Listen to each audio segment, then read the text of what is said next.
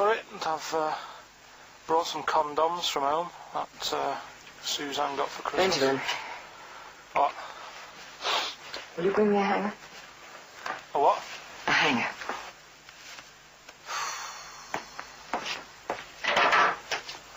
Tell you what, I've got wood. What? Just saying, I've got wood. I've got metal ones as well. What sort do you want? Either one would be fine. All right. There you go.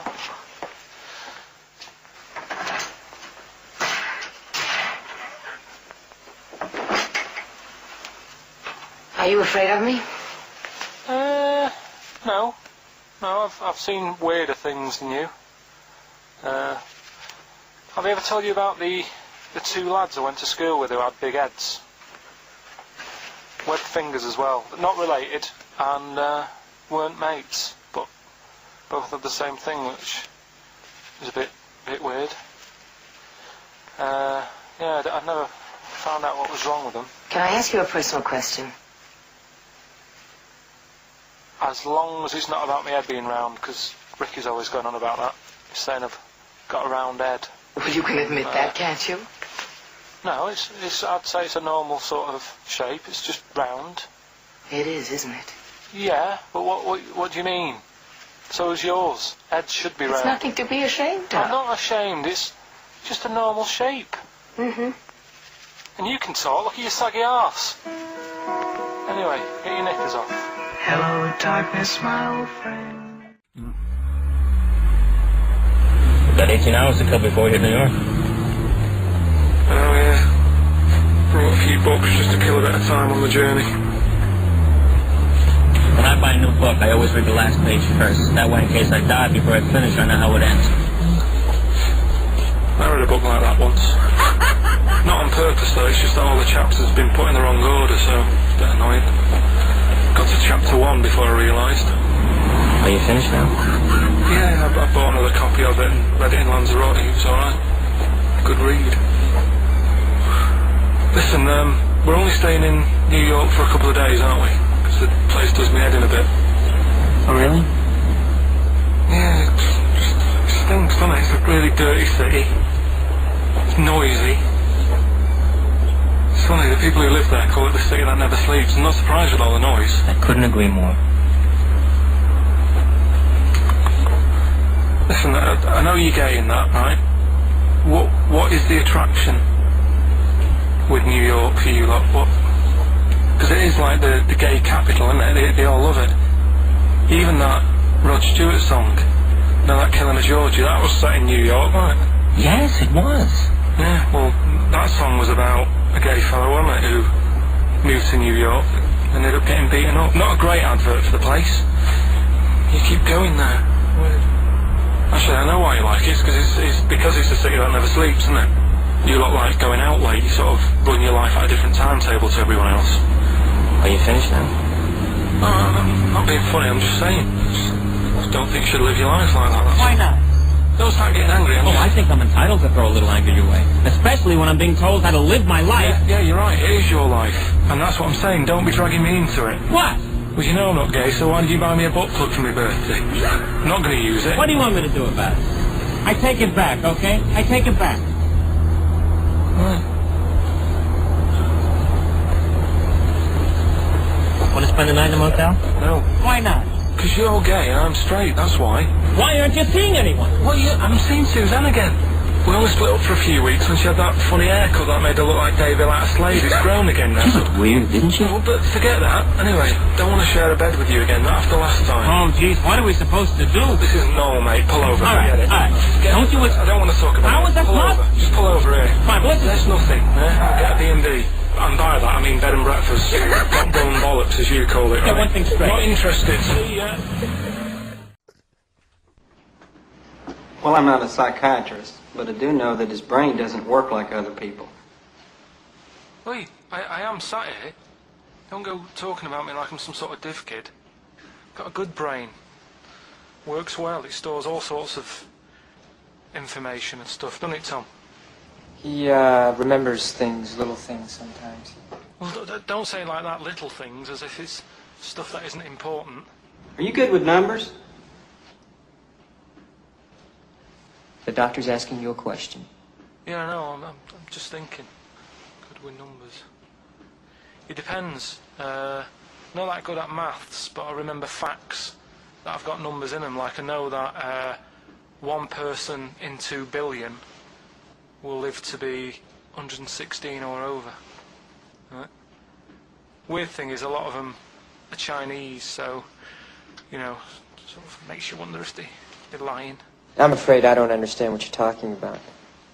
What do you mean you don't understand? It's not. Alright, here's an easier one for you then. Goldfish have better memories than people think. He's right. He's right? Yeah. See? There you go. Goldfish related. Oldest goldfish in the world was 41. No. Yeah. Funny thing is there, if it was a goldfish with a dodgy memory, could have been older. Could have been, you know, pushing 45. That's amazing. I mean, that is amazing. He should work for NASA or something like that. Well, wouldn't go that far. You know, they're the sort of things that I like reading about. You know, I've got that big book there. It's full of. Did you read all this? Yeah, don't. You read all these stories that are in this book. Don't bother touching. Maybe you better put it back. Give it back. Get off. Okay, no, Ray, take it easy. I'm not gonna. I won't touch anything else, Ray. Come out. It's okay, Ray. It's okay. Come on. Can I ask you something else, Raymond? No. No, you've annoyed me now. You've kept coming here saying I'm daft and that and messing with my book. Just go, will you? Excuse me. Rise. Call your witness. Yeah, he's just coming now.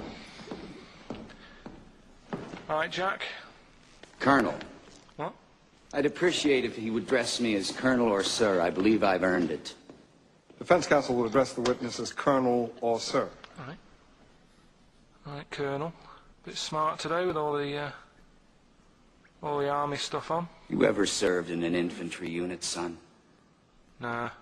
Brother did. He was in the army.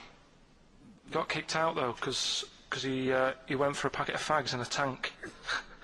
Weird that, isn't it? No, it's not. It's tragic. I won't say it's tragic. I'll show you something tragic. I always carry this book around with me.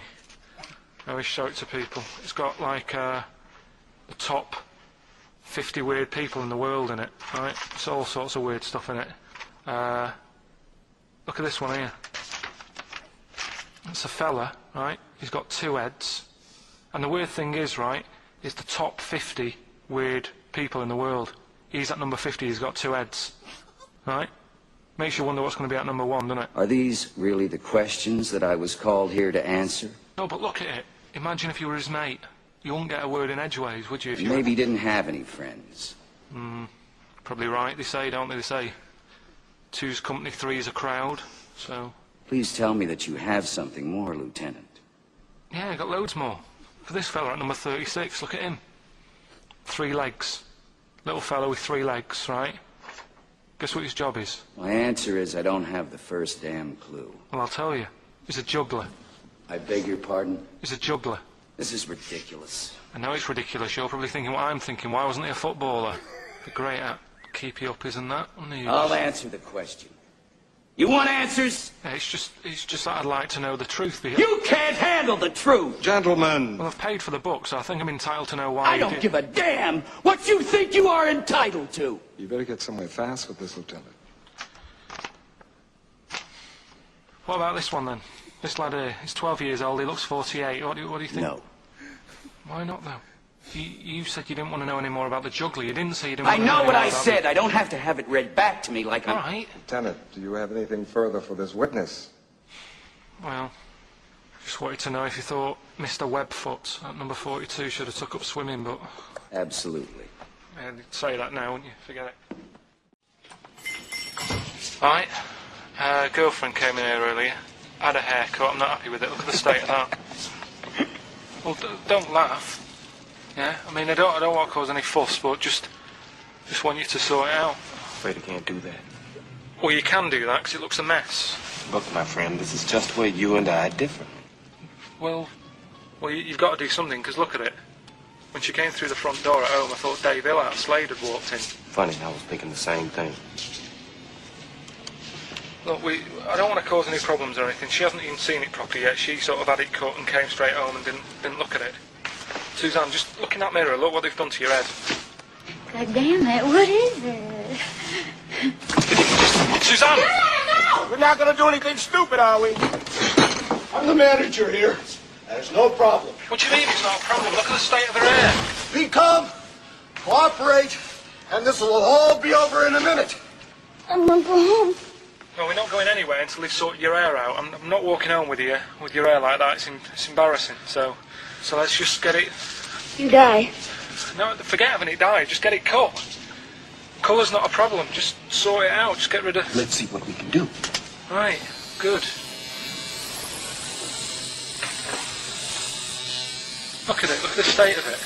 I'm trying real hard. Suzanne, just keep your head still there so we can... Just hang in there, baby. You're doing great. I'm proud of you. Just sort that bit out there. Just cut that.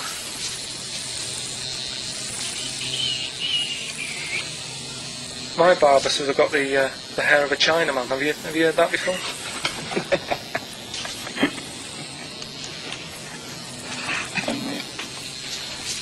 What?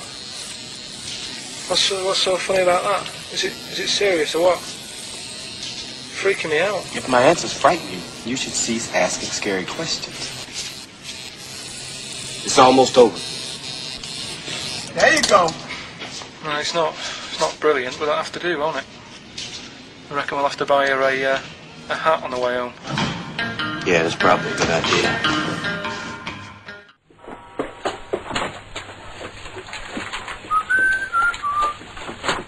You're late. Only 20 minutes. What do you mean by coming in here this time of day? I've just been doing some Christmas shopping, haven't I? Probably do some more shopping on Monday, because it's my day off, isn't it? Yes, I know it is. You don't have to tell me. Got to see what I've bought, Suzanne? No, thank you. I don't mind showing you. It's only a Christmas present, isn't it?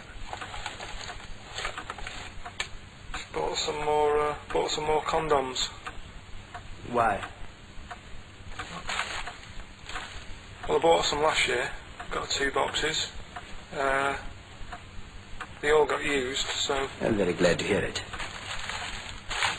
How much do I pay you? Why are you asking? The presents I buy has got nothing to do with what I earn. Like I say, if I won the lottery, I wouldn't go mental on her. Do you know what I mean? I probably wouldn't even tell her, because I think she'd want to travel around the world and all that, and I'm not into that, to be honest, so I'll probably keep it quiet. Why? Well, once you've been around the world, where do you go next year? Each to their own, though, isn't it? You know what I mean? Well, what do you want? What for Christmas? Not that fussed, really. And you, it's just as well I'm not that fussed, because do you know I do some work at XFM? Do you know what they're giving me for Christmas present? Nothing? No, might as well have been nothing. 2 CDs. That's it. I was well fed up. I'm sure you will. They give you a list of about 30 albums and you get to pick 2 off the list. So I've gone for Kings of Leon album and the Best of Bob Marley. Mr. Marley has been dead these 7 years. In fact, he died 7 years ago this very day. Did he? Do you know what sort of donuts Bob Marley likes? It's not my business. No, it's not a proper question. It's an old Peter Kay joke. He likes the ones with jam in. Do you get it? Garlic bread. It's good, isn't it? Hey, where am I? What is this place? Hang on a minute, I'll have a look. According to the Lanzarote guide, we've been dropped off at the volcano bit. Apparently there's 36 volcanoes here to be seen. I hope you don't mind my saying, but this is a waste of time. I know what you mean. Don't know why they need 36 volcanoes. Just keep one. Fill the rest in. Like a car park or something. Excuse me, guide. Why's the bus dropped us off here? What's so special about this place? Well, according to our holy writings, that is where creation began. Where the Almighty breathed life in the time before time. Oh, it's amazing that, isn't it? All this has been stood here for years and years. What about the coffee shop there? Is that old, is it? Well, nothing. You're out to rip us off. I bet it's about £4 for a coffee there. Always ripping people off. That's what annoys me with these trips. You get us in the middle of nowhere, we die in a thirst. I'm not able to do without. The reason I've come here, I believe this is where they did Planet of the Apes, innit? Love monkeys. Especially the ones in Planet of the Apes, because they talk and that. Talking monkeys can't exist. You're joking, aren't you? Of course they can. Getting up to all sorts of stuff. I read about a monkey the other day who worked on the railway. Right? There was another one about a chimp that did a bank job and went off to Spain to sort of... Shut up! Oh, hey. What is that? Little monkey fella. It's come from that little coffee shop. It's been serving coffee. Now that is worth paying £4 for. No, you're teasing him. I'm not teasing it. It's working, isn't it? It's serving the... We want some coffee. Get us some coffee. I've heard about this. You can buy coffee that's been sort of hand-picked by monkeys. It's like Coffee Mate, except it's more sort of coffee primate. Yeah. Hello, little fella. We want coffee. What do you mean, we? You're going to have a coffee, aren't you? What else are you going to do? Go and look at another 35 volcanoes? I'm staying here. I'm having a monkey coffee. It's brilliant. You find this amusing? Jesus, it's a talking monkey. Right, mate. Have a couple of coffees. Don't start now. We're off duty. I'm starved. What do you mean you're off duty? Have you bananas later? Just get us a couple of...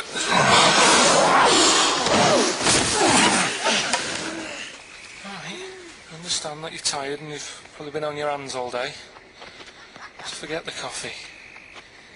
You go and get some lunch. After you've got some coach, you lazy ass. You damn human!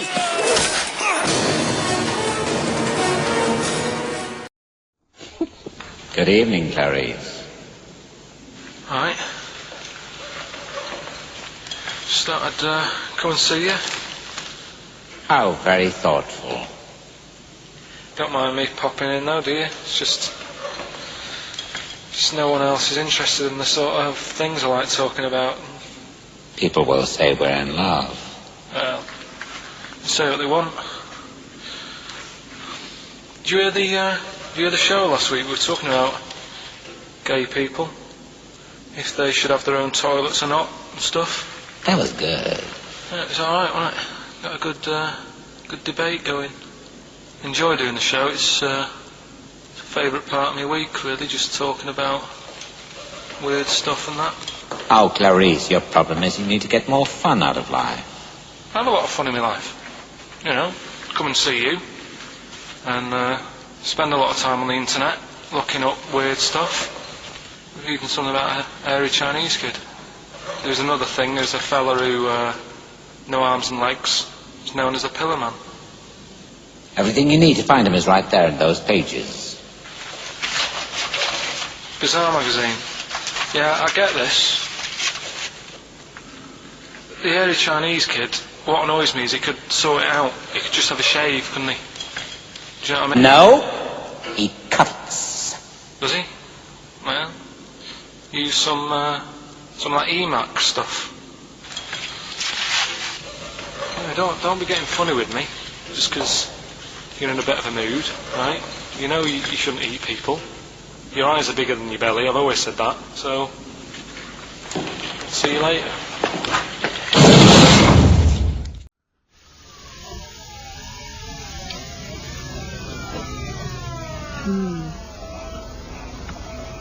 Jeez, I hope nobody got hurt.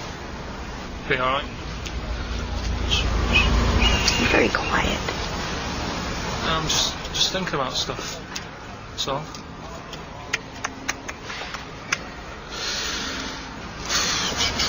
You're mad at us to play, aren't you? A little bit annoyed, to be honest. Went down a storm playing the drums in Little Donkey, but your loss. I'd give anything to have been there. Well, you wouldn't, because you didn't, but like I say, it's your loss, isn't it? Anyway, I'm just quiet because I'm thinking about stuff, like I said, right? I'll make a big deal out of it. What is it? Well, I was just thinking, what would happen, right, if you put a chameleon on a mirror? How would it handle that? It's a bit weird, isn't it? Cole, you're scaring me. That's scaring you. This'll scare you, right? The other day, saw two old men sat there having a Twix. You never see that, do you? Old fella having a Twix. You see ghosts, Cole? No, just the old fellas having a Twix, boy. They talk to you? No. They tell you to do things?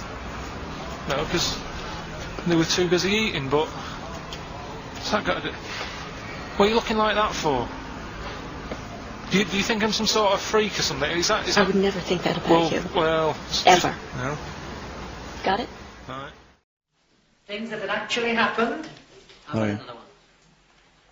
What about you, Casper? Casper! Alright. Alright? Alright. You haven't been listening to a word I've said, have you? Yeah, I heard some of it. Yeah, you... Some of it? Just... Stand up.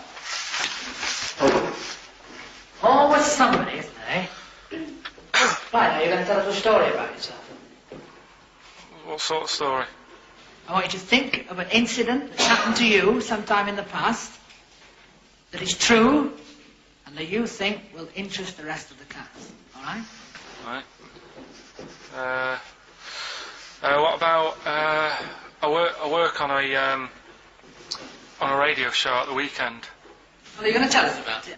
I'll just do. It's 2 hours, and it's with Ricky Gervais and Stephen Merchant, and just sort of play music and tell stories and stuff. What kind of stories? Well, whatever. Like last week it was science. We're talking about this lad who was growing a knob on his arm, so it's weird. It's tricky, sir, because like with Ricky, he gets bored quick and he won't listen to the stories, and he'll start squeezing my head. All right. I'm not interested in what he does. That isn't normal, is it, sir? That. I mean, it sure is a bit gay. Is he? Just messes about, though. Do you know what I mean? I try and like come up with good stuff, like monkey news and like quizzes and stuff, but then he'll just, Ricky will just mess about. I mean, on Saturday he did it again. He squoze me head. How do you spell that? Squoze. S-Q... Oh, he's going to show us on the board. This is a new word to me. Squoze is S-Q-U-O-Z-E. Aye, now tell us what it is. It's when he gets me head and he puts one hand on the back of it, right? And he puts the other hand on the front of it, and he just sort of swivels it. Swivel, right down the front. Oh, swivel's not. It's spelled S-W-I-V. How many times a day? How many times a day does he swells it? It depends what time he gets in. If he gets in about 12:30, he could get a good 3 in. But I think I don't really want to talk about. Good enough, don't you? Well done, Billy. Big hand of applause.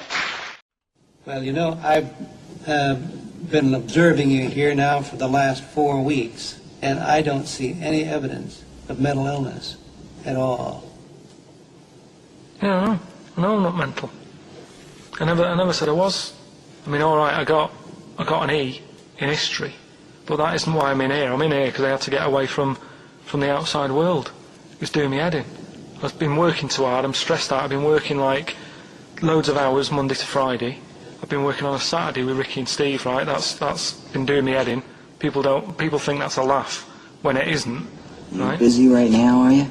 You got something to do right now? See, this is why I'm here today, Doctor, because he's doing me head in. What do you mean, sir? Well, he's doing me head in. I came here to get away from Ricky. he is just as bad. I'm smarter than him, ain't I? You're an idiot, right? You just... We're just good friends. No, we're not friends. And if you were a friend, you wouldn't be doing that to me, Ed. How do you mean that? Well, don't ask... Come on, I'll show you. Yes, lower your bum. Get him out. Get him off me! Get off! Now, just hold it right there. All right. Will you get off? Doctor, will you tell him? Come here, Phil. Don't hurt you, does it? Of course it does. That's it. Now hold on to it. Not too hard. You'll crush all the air out of it. We're gonna... We normally do... Get off! We normally do it harder than this, but... No. Just warming up. Warming up. What's somebody else? All right, baby.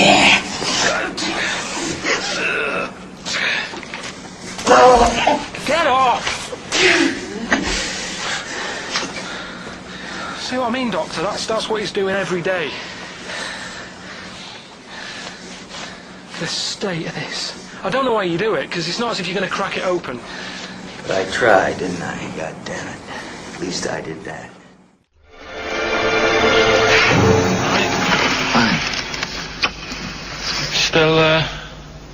Still trying to write the book then? No? Yes. Good. Funny, someone told me the other day, weird thing about a typewriter, the top row of letters, the longest word you can write is typewriter. I'll just show you. That's weird, isn't it? It's just the typewriter being... You're not in the mood, are you? You're in one of those grouchy moods again, that you get into when you're writing. I'm not being grouchy. I just want to finish my work. Yeah, it's just being a bit funny, a bit offhand and that. Let me explain something to you. Go on. Whenever you come in here and interrupt me, you're breaking my concentration. You're distracting me. And it will then take me time to get back to where I was. Understand?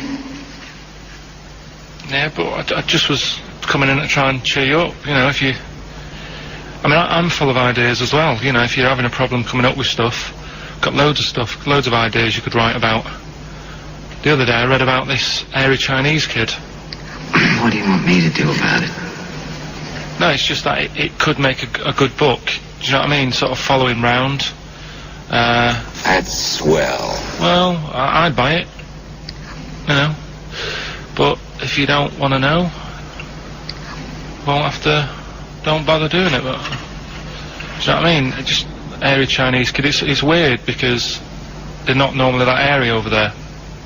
Yeah, this kid caked in it. But if you don't care, I wouldn't touch one hair on his goddamn little head. You won't have to touch any hair on his head. Like I say, he's covered. Leave the head alone if you want. Touch his hands. He's totally covered in it. But I love the little son of a bitch. Well, don't go that far. You haven't met him, but I can sort it out. I'd do anything for him. I don't think you'd expect that much. Just take him to the barber's 3 or 4 times a week. You know, he's a good little kid. In fact, I'll do it. I think I'll write a book on him. Yeah? Do you think you can handle that? Yeah. You're not too busy, are you? Well, yeah, I'm pretty busy. I've got to sort out some monkey facts for the show this Saturday, but I reckon I can still... Why don't you start right now and get out of here? Alright. I will. If you're going to be like that. Couldn't borrow a pen, could I? See you later. Sweetheart of all way, and Alright. Just been down the valley. Say, I don't know where you... What are you looking like that for? What's wrong with Bally? What's wrong with Bally? Yeah, well, what's wrong with it? It keeps you fit and that. What do you think, Auntie Nora? Think about me doing ballet. I used to go to ballet. There you go. She used to go to ballet. I used to say I could have been a professional dancer if I'd had the training. Bet you were pretty good, weren't you? Wasn't the time you had wind for 5 minutes, was it? But you well glided across. Will you shut up? What's wrong with ballet, anyway? For girls, not for lads, Billy. Lads do football or... Well, done that, yeah. Boxing or? Did that for a couple of weeks, so... Wrestling. Wrestling? Yeah, wrestling, yeah. What? Friggin'. Well... Don't worry about it anyway. Just... Is it alright if my mate Wayne stays over tonight? He just wants to sleep over. He's just coming over to... Wayne, sleep? Yeah, he just stays over. I'm not gay or anything, he's just... I don't fancy him, I'm not... Yes, you do. I don't. Yes, you bloody well do. What, just because I want my mate Wayne to sleep over and I've started doing ballet, that turns me into a gay man, does it?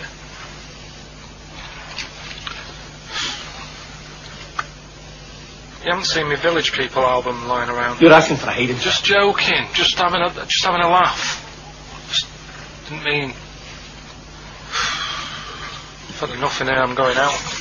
No, from now on you stay here, you look after your nana. Got it? Rasputin, you read a little book about Rasputin? What did you know about Rasputin before you read the book, Carl? Can I just tell you? When I handed him this book, it was my house, I said, right, he went, is he the one that lived under the bridge? And I went, what do you mean? He went, the fellow lived under the bridge and he went, and you had to pass him with a, and Jane, went, you're thinking of, Rapunzel. And he went, yeah, and I went, well, that's not Rapunzel either. Rapunzel's, you had to say, isn't that, you know, you had to guess his name. The person who lived under the bridge was a troll in the three little brick graph. I'm a troll, foldy well. So, to answer your question, Steve, that's what he knew about Rasputin. Okay? So have you read this whole book? Can I just have a look at it, Rick? This whole book, it's about the size of a beer mat. Yeah, I'm just thinking, but did you read the whole thing? No. You didn't manage to read the whole even thing? do that? Well, again, some of the names in there are so long and foreign sounding that I just thought, I can't remember all these. So I just got to the meat of the story. Go on, what did you learn about Rasputin? Right, he was a monk. Yep. And, mad? Was he a madman? Hang on a minute. Don't confuse him. Sorry. Right. Go on. God. You see, this is what happened in the exams. Right, it was... Oh, don't do that when I'm drinking, Carl, please, mate. He loved his women. And that's how the story started off. He had really nice... The story started off? Yeah. He had really nice eyes, and that's what everyone fell for, especially the women. Yeah. Anyway, the people back then thought he had special powers because he could hypnotise people or something. Oh, yeah. And it was about a little lad who had some sort of blood clot on his leg. And he said, just calm down and you'll be alright. And people thought he had special powers, but what he was doing, he was saying calm down and he relaxed and it stopped the blood flowing sort of as fast. And that's how he got better. But anyway, that's the only bit of special work that he did. And then he kept going on and he was going in brothels and all that. And the people in the town thought this isn't right, he shouldn't be going about doing this. And where did he live? Russia. Right. Is that right? Yep. What sort of era? I thought you'd like about 1800. Okay. Oh, right. Okay. And then... Do you want to check that, Steve? You got the book? People got sick of him. That's not right. People got sick of him, and they said, oh, we'll have to get rid of him. So they tried to... He loved cakes as well as women. Okay. So they said, let's poison a cake. And they poisoned a load of cakes. Easier than poisoning a woman, wouldn't it? And he ate these cakes, and it just didn't kill him, and they were like, God, what's going on? And they kept giving him more and more cakes, and... He was suspicious. And that didn't work, so the fella said, that's it, I'm going to shoot him. So... Well, I imagine it was the end of his tether. So... I mean, he was back and forth to Mr. Kipling's, He shot him once, and that didn't work, and the fella thought, oh my God. And he started running away, and Rasputin's running after him, and he shoots him like another... I think he took 4 bullets. Face full of Battenberg. 4 bullets. Did you swear then? 4 bullets it took to kill him, and then this fella who was after him chucked him in an icy lake, and that was the end of him. But I don't understand, sort of... What don't you understand, Carl? Well, the fact that, you know, he's a bit of a name in history, and I don't understand why, because it just sounds a bit like my brother. Does he love women and cakes? And do you think that'll be his downfall? Right, I want you to study. Right, if you want to do, that's the first introduction. Right, if you want to do some extracurricular, What would that get me? There's a song by Boney M that lays it out. Suzanne told me about that, saying about Russia's Greatest Love Machine. Yeah. But it didn't say anything about cakes. No. I think if you get the 12-inch mix, no, they but they say according to Boney M, and I don't know who's correct, the bloke wrote that or M. They put some poison into his wine. Now I don't know if M have done their research or whether they did shoot him until he was dead. According to them, he was the greatest love machine in Russia. Again, I don't think it says that in the book, but M might know more than that fella. So what's your final verdict on Rasputin? Just a normal bloke who didn't have that much luck, really. History, the re-education of Karl Pilkington. As you know, we found out last week that he'd taken one GCSE and he'd got an E, and it was history. Do you know, Steve, I haven't told you this, went shopping on Sunday, buy some new jeans, was in a shop, saw an old lad who I haven't seen for about 2.5 years. Went, "You alright, mate? How you doing?" First thing he said, "Sorry to hear about your exam results." God. Had he listened to the show, or someone had just told him? Yeah, he was on a train listening to it on the way to a football match or something. He knew that you were on the show, did he? He was a regular listener. First thing he said, Wow. "So sorry about your exam results." Haven't people have been coming up to you in the station going, "You alright? Do you want to talk about it?" Or God. I know. Well, you did take it pretty badly for a 29-year-old man. Just a bit of a shock, because it annoyed me that... It wasn't a shock. You knew you hadn't got any. No, I thought I'd have got a bit more than that. I wasn't expecting, you know... But you didn't even think you took history, so that must have been a bonus. Yeah, that's what my girlfriend said. Yeah. So, well, but didn't she say something quite philosophical, which was like, you know, you didn't even have an E this morning? Yeah, she said yesterday, you know, you didn't have anything today. Exactly. Which was good. Yeah. But anyway. Anyway, okay then, well, you were tested on Che Guevara. Right, Carl. We should just, hang on, we should just remind people what happened, because this is a little series. I've got lots of these little books, right? They're about, like, 2.5 inches long by about, 2 inches wide. Those tiny little things you see in the, sort of, on the front counter of Waterstones or Smiths, and it's, the Life and Times, a series of all the greats in history. Last week you read about Rasputin, you wasn't impressed. No. This week... This book's a little bit thicker than the Rasputin one. No, it's the same, I think. Was it?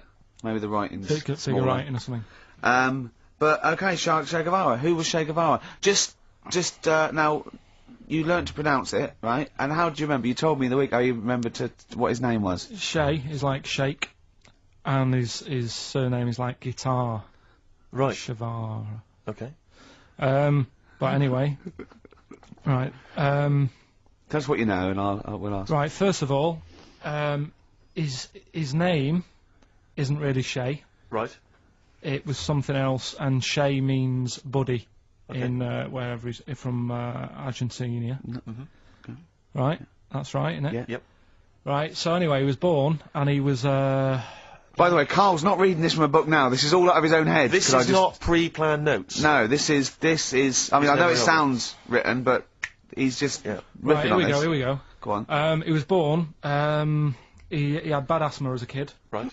Which I thought was quite interesting, because they didn't have cars and that back then, and that's what they're blaming asthma on these days. The bad build-up of traffic and that. Well, they did have cars, Carl. Not as many as they have now. Okay. So that was something I picked up early in the story.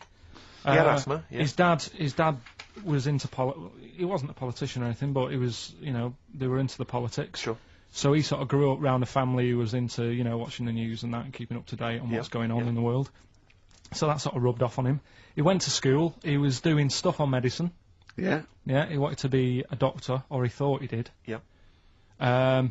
Anyway, he learned really quick. He did like 6 months work in about 3 months. So he could have some time off school or something. Right. So he took that time off and went to travel South America with his mate. Okay. On a motorbike. Yep. Yeah. And he saw all this bad going on in the world, and he thought, oh, this is bad, this. Yeah. I could do something here. I could change this, make it a nicer place to live. So he said, what I'm going to do is join a gang that sort of is against the like the government. Yeah. Right. Right. Am I right so far? Yeah. You're doing very well. Right, and the woman who he met, who was like running this gang, is a woman called Hilda, who he later married. All right. And Hilda introduced him to Castro, Right. who was like the head cheese of the gang. Right. Who wanted to change things. Okay. And so she said like this is I think his real name was Engelbert or something like that. Ernesto. What? Ernesto. Ernesto. She said this is Ernesto. He does medicine. Should have him in our sort of army. So when there's injuries and that, he can make people better. Yeah. So he said, yeah, all right then. So he joined the gang, and they went like went to sort of. I'm chopping it down a bit. No, sure. You're condensing it. It's not in real time. No. So anyway, so they go. It feels like it. You see, this is why I just wanted you to ask me questions. Well, listen, let's cut to the chase then. So, obviously he made his name as part of the Cuban Revolution. Yeah. Yeah. Do you know what date that was? About. No, I don't. Okay. And obviously, so he was a big involvement in that. Yeah. In which country was he caught? He was caught in Bolivia. Yeah. How did he die? They executed him. Yeah. They shot him, and his last words before he died, right? The guy's there with the gun, and he wasn't scared. He wasn't like crying or anything. He said to the bloke with the gun, he said, "Go on, shoot me. Be a man." Yeah. He said. Yeah. And they shot him. And did it tell you what happened to him after that? His dead body? No, but Suzanne was telling me about this the other night. She said there's more to it than that. They stuck it in a glass coffin, didn't they? Well, no, but before that, they cut off his hands and his feet and sent them to the. No, and because they buried them in different places, and then they buried the body. I think they might have sent the hands to Fidel, but they buried him in an unmarked grave because they didn't want anyone to start using his grave or his tomb as a place of martyrdom. But of course, that just made him even more of a martyr because no one knew where he was buried. So it just meant that he was even more of a. Yeah, but that wouldn't work anyway, because if they did find out, that's more places people can go and sort of grieve. Do you know what I mean? If you've got all these different graves... What, with different parts of his body? Well, you've got a foot over there, and it's like, well, you know, oh, God. His head over there. Thanks for what you're doing. You piece of genius. Yeah. No, so all in all... essentially, what's your summary of Che? Yeah, you like him more than Rasputin, don't you? A lot better bloke than Rasputin. I can understand why he gets one of those little books. Well worth knowing about, and good bloke. Did a lot, you know. Crammed a lot into his short life. Yeah. But, yeah, interesting bloke. But just on the subject of Che Guevara, Steve called me up in the week because he was going through the duty log. We love the complaints on the BBC duty log, and someone had written in because one of the Blue Peter presenters was wearing a Che Guevara T-shirt, and what did the bloke say? Yeah, this is a series of people can phone in and write and complain to the BBC about different things. Why would you complain about wearing something? Well, this was the thing. Is you complain about the best one. I mean, there's been some amazing complaints. Oh, there's some great ones. The best one, my favourite one that wasn't a complaint but was actually just someone had to phone in was what an excellent edition of Kilroy this morning. Yeah, but there's lots of that. There's things like Esther was superb. Woman call one. Woman called. There was a brilliant one I remember once, which was Robbie Williams was wearing a Nike T-shirt on Top of the Pops last night. Product placement on the BBC. It's just all things like that. Yeah. But anyway, this was one phone call. There was a presenter on Blue Peter. She was wearing a T-shirt with Che Guevara's face on it. Right. And someone had written in and said, or someone had phoned in and said, very worried to see a presenter wearing Che Guevara's face on a T-shirt. Are you trying to turn my children into communist revolutionaries? Yeah. Imagine that. Imagine who's thinking that. Who's bothering to phone up with that information, Carl? Yeah. Who knows what they're going to say about this show? Yeah. I mean, you've been championing the work of communist revolution. Luckily, no one listening to this show can either write or operate a phone. So I think we're pretty safe. So thumbs up for Che Guevara. Yeah. Well done to Carl there. Yeah, no, I thought it was I did brilliant. all right, didn't I? But the thing is, you keep saying to us you don't understand why history's interesting, and yet you're clearly interested by that. You remembered that information. I've got another. I've got a few in the series. Can I give you your next week's homework? Go on. There you go. Oh. Read it out. Hitler. The life and times of Hitler. 1889 to 1945. Yeah. Yeah. Do you know much about him? What's the significance of that last date? Why did he? What was that last date, Carl? Why do you think he died in 1945? End of the war. Yeah. Which I'm interested in. So this. Yeah. This will have stuff about Anderson shelters and that. It might not be covered in the Hitler biography, the Anderson shelter, but. Just check if there was a special Anderson chapter. Anderson shelter chapter. With the education of Carl, last week he did Che Guevara. He did very well. Yeah. Before that, the week before that, he learned all about Rasputin, didn't you? Mm. And this week you've been studying Hitler, haven't you? Mm. How does that go? How do you reckon that? It's a bit tough. Okay. I mean, I'll give you the full story later, Steve. Do you know much about him? No. It's, they're all linked. All these stories I've been reading, they've all got a similar sort of thing going through them. They're born... They have a bit of a tough upbringing. Things aren't going well, and they seem to take it out on other people. Okay. But I'll tell you more later. Okay. Yeah, I don't think you can... I mean, I don't think Hitler and Che Guevara... It's the same thing. Che Guevara, when he was a kid, had, like, asthma. Yeah. Right? He wasn't an happy kid. Hitler, he only had one ball. Well, I was trying to find about that. Yeah, seriously, he phoned me up in the week. I said, how's it going? He went, I've skimmed it, I've just skimmed it. I was looking for the testicle thing. Now, I don't know if they left that out, or it's not true. Right. So he was trying to look up that Hitler has only got one ball. I think they only did it to wind him up. Because it's like, you know, yeah, you might be taking over the world, but we're all saying you've only got one testicle. Sure. And it's so sort of did you look in the index and it's sort of Hitler, Adolf, family life, early childhood, testicles? Testicles, absence of. Sort of skimmed through, because... One of. Yeah. Mother, brackets other. Yeah. Albert Hall. Yeah. The only thing I could find was at one point in like, when he was trying to run the place, there was a meeting going on, and somebody had put a bag in the meeting room and it blew up. Yeah, and I'm wondering whether it was under the table. Yeah, but... What, you're wondering if it blew a testicle? It was the testicle was under the table. No, the bag blew off the ball. No, the ball sack was probably hanging below the protective top, and so that's where he could have lost. But why would he have only just lost the one? Because the way he was sitting. Cross-legged or something. Sure.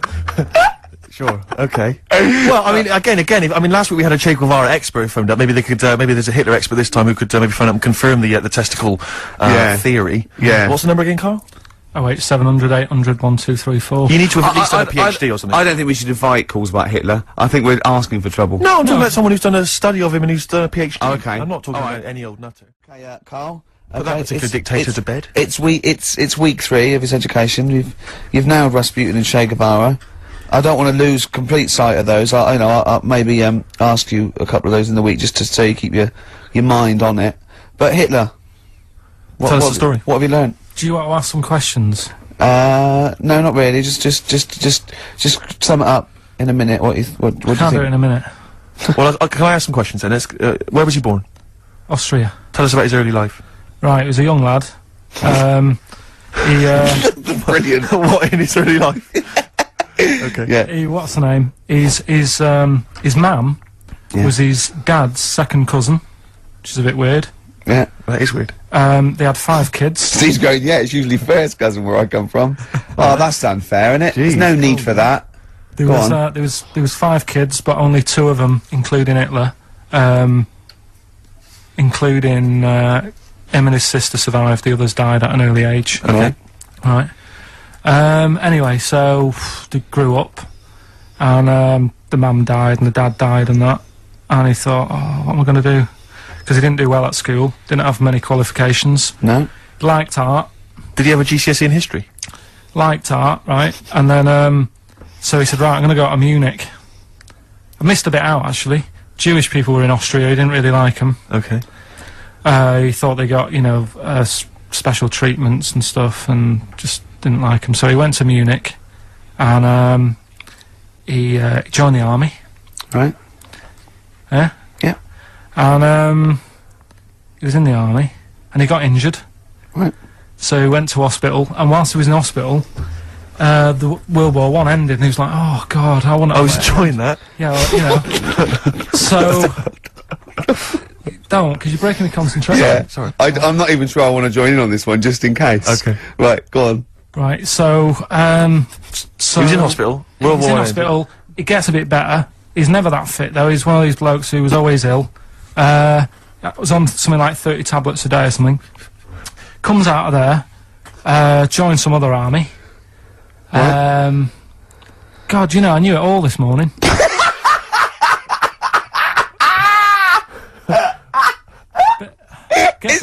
I can see see it running to ground. I just see his face going, I'm not nailing the fact, am I? And joined another army, and he was Listen, let's try and help you. So, Here's a good bit. I remember this bit. He thought that war to men, right, was like childbirth is to women. That's how important he thought it was. All right. Right.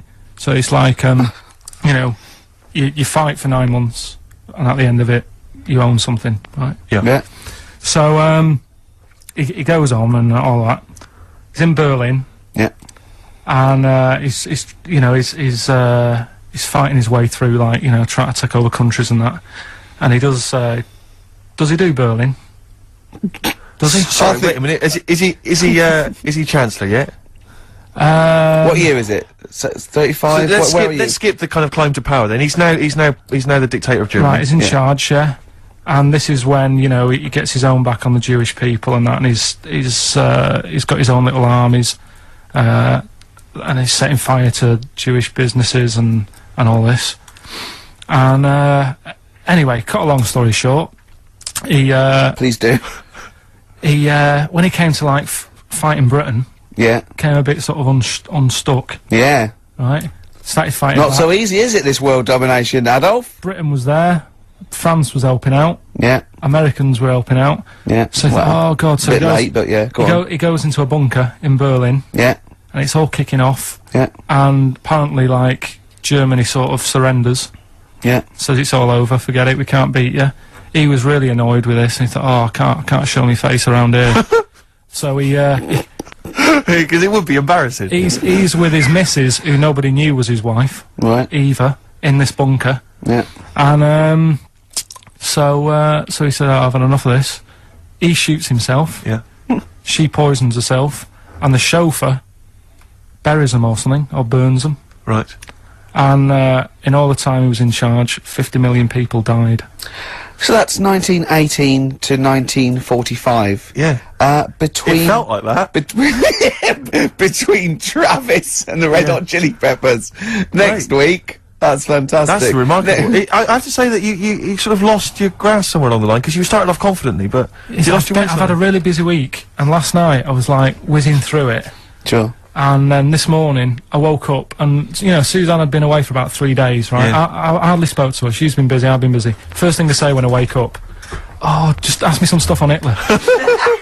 You are romantic. Oh, that's great. That's how stressful it's getting. But I knew it all this morning, honestly. No, but that's fine. I think you've summed up the, you know, you've done it. Right, just for a bit of balance, I've got your next week's homework. It's the same series. There's little books. There's tiny little books, just 3 inches long by 2 inches wide. Crammed with so much information there. Winston Churchill. There you go. You'll enjoy that. Yeah? I'm getting a bit bored now, though. This is what happened in school. Think of the listeners. Did really well, infants. Once got to secondary, lost interest. Was it the breakup between you and Harris? And Zoe? I wondered if you spiralled into something there. Yeah, because it's like all these other, you know, these men of history. They always had sort of things happen in their early childhood, didn't they? Maybe yours is the Zoe Harris dress incident. Well, let's just refer to it as the Zoe incident. Yeah. From now on. Yeah. Yeah. Winston Churchill, the bit I left out in the Hitler story, Hitler was scared of this man. Yeah. And I can tell you something else about Winston Churchill. Go on. He said he can remembers being in the womb. And he was born in a public toilet. It's time for your the re-education of Karl Pilkington. This week Karl was studying the life and times of Winston Churchill. What do you make of it, Karl? What did Churchill do for you? Right, well, last week I made a bit of an error with Hitler. Yeah, you tried to remember too much, and it was way too much for me. Sure. So what I've done this week, sort of flicked through, got a few of them basic facts. Yeah. And what I've learned, right? Bit weird the way all these people have something in common, that they're all a bit weird when they're younger. Okay. They've got some sort of illness. Go on. Well, you know, Rasputin, he wasn't well as a kid. Yep. Che Guevara. Oh, this is Rasputin, the mad monk, wasn't well. Yeah. Yeah. Che Guevara. Yep. Asthma, really bad asthma. Mm. Hitler, he was only a bit mental. Yeah. Only one. His mother. He was what? A bit mental. That could be libelous. Yeah. And who've we done?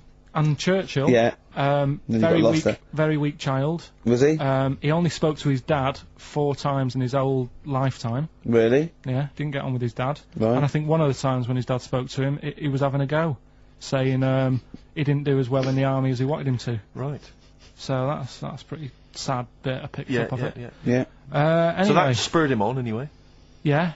I'm not going in all the ins and outs. Very important bloke. Okay.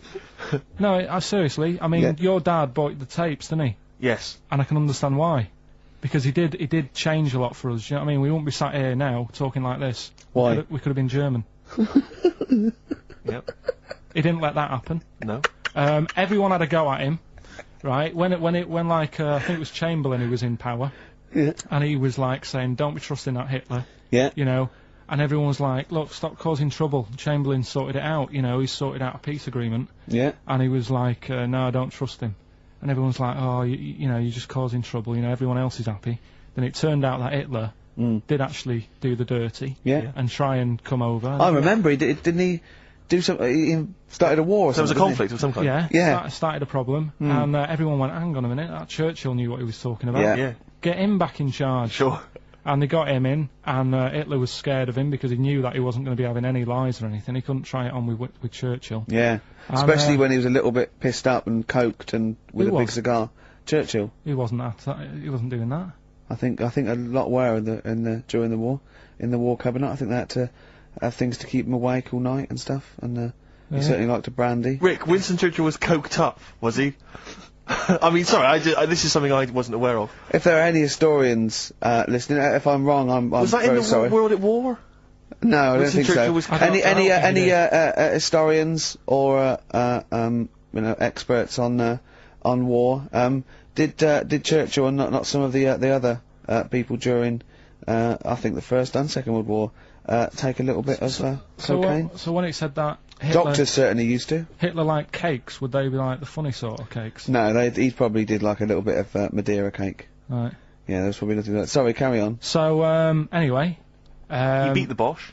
Yeah, did all that. Oh, that's steady on. His personal life's nothing to do with it. And the most amazing bit is, right, he wasn't fit, and he had a couple of strokes. He's a good-looking bloke in many ways.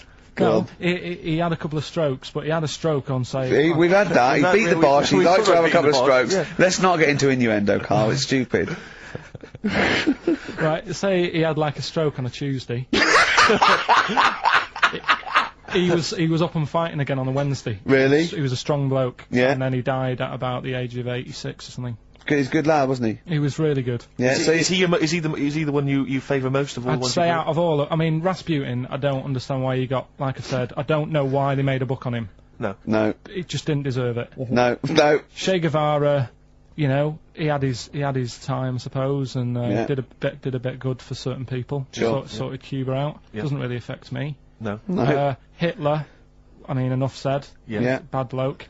Churchill sorted it all out. Yeah. And like I so said, your favourite out of the four of them, of all those four, is Churchill. Yeah. Brilliant. Brilliant. I agree. I agree with you. I think. What I love with your kind of sort of summary of these people's incredible lives is the way that it's almost like I remember in Lookin' magazine. I don't remember Lookin'. It was the Junior TV Times. They used to have half a page which was a comic strip summarising someone's life. You might have, say, 5 Star, the story of 5 Star. Yeah. And he'd have a picture. I always remember the Roger Moore one was a picture of, like, Roger's parents. It was like, Roger Moore was born in 1930, Picture of Roger's parents. Roger grew up during the war. Picture of Roger running down the street, right, just as a school kid, with a Spitfire coming behind him like it was going to try and shoot him. Mr. Smith, surely. Exactly, Mr. Smith, yeah. Roger took up acting. Picture of Roger, like, acting. Yeah. Roger became James Bond. Roger's now a popular, star in his own right, and does a lot of work for charity. Brilliant. It summed up the whole thing in kind of I think they pictures. used to have that in one of the TV Times or the Yeah, Sun. I think they may have I remember sort of when it was Tina Turner. What's it? Born Sarah May Bullock. Then it was Nutbush City Limits. Stop hitting me, Ike. And then you're simply the best, and that was it. It was great. And that's very much what the how your summary of great events is. But I'd say if you didn't know about Churchill, you've learnt a bit today.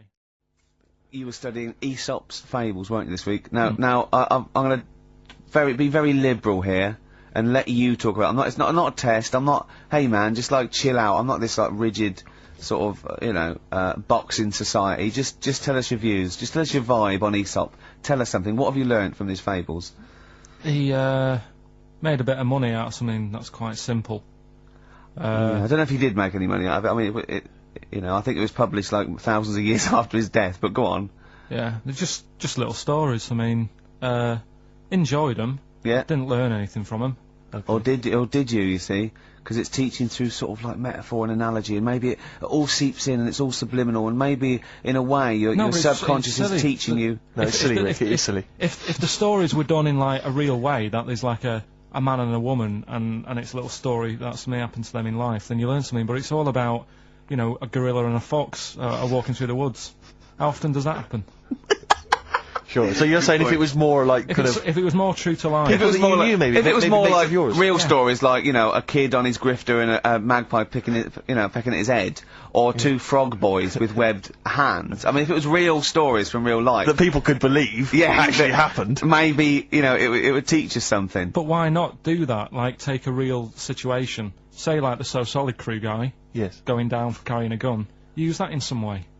Do you know what I mean? As a warning, maybe about carrying guns? What about something like, if you carry guns and that is illegal, you could have some sort of punishment?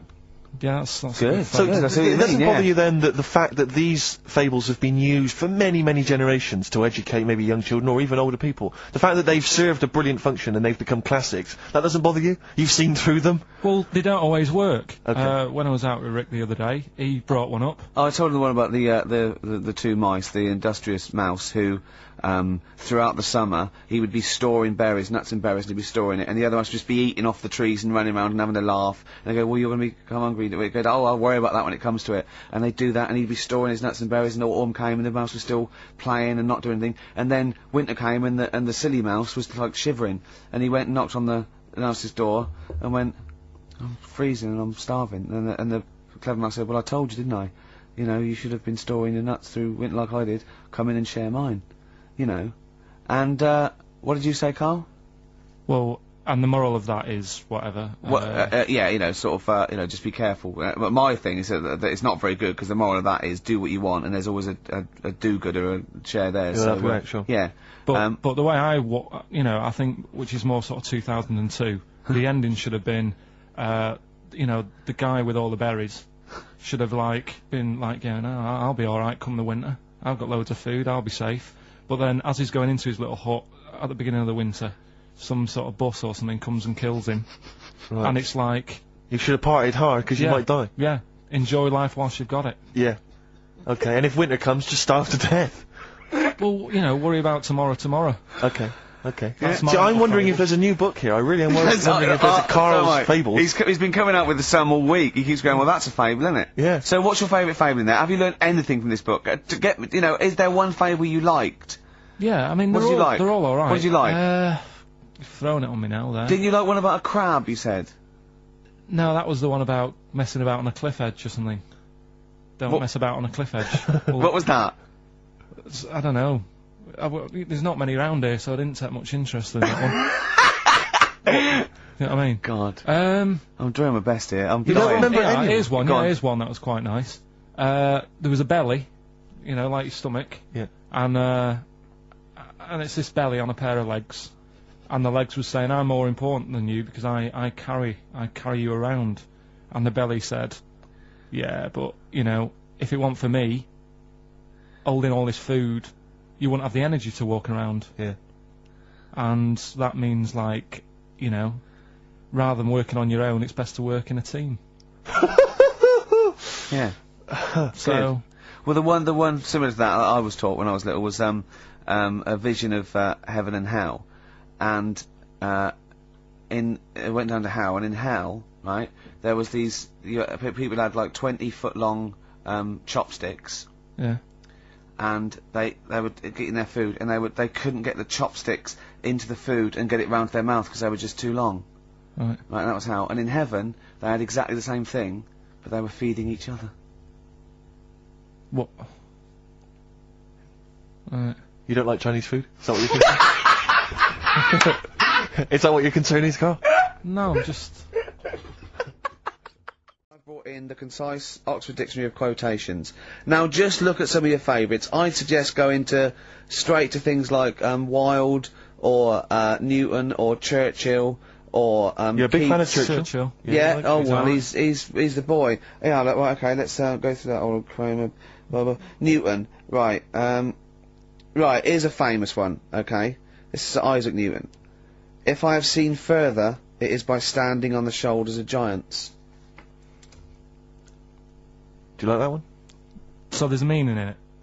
Yeah. Yeah. Well, he hasn't actually stood on the shoulders of giants. So remember, he's an amazing inventor and mathematician, and he discovered the incredible laws of the universe, and he's saying, yeah, If you want a good view, move into a multi-story.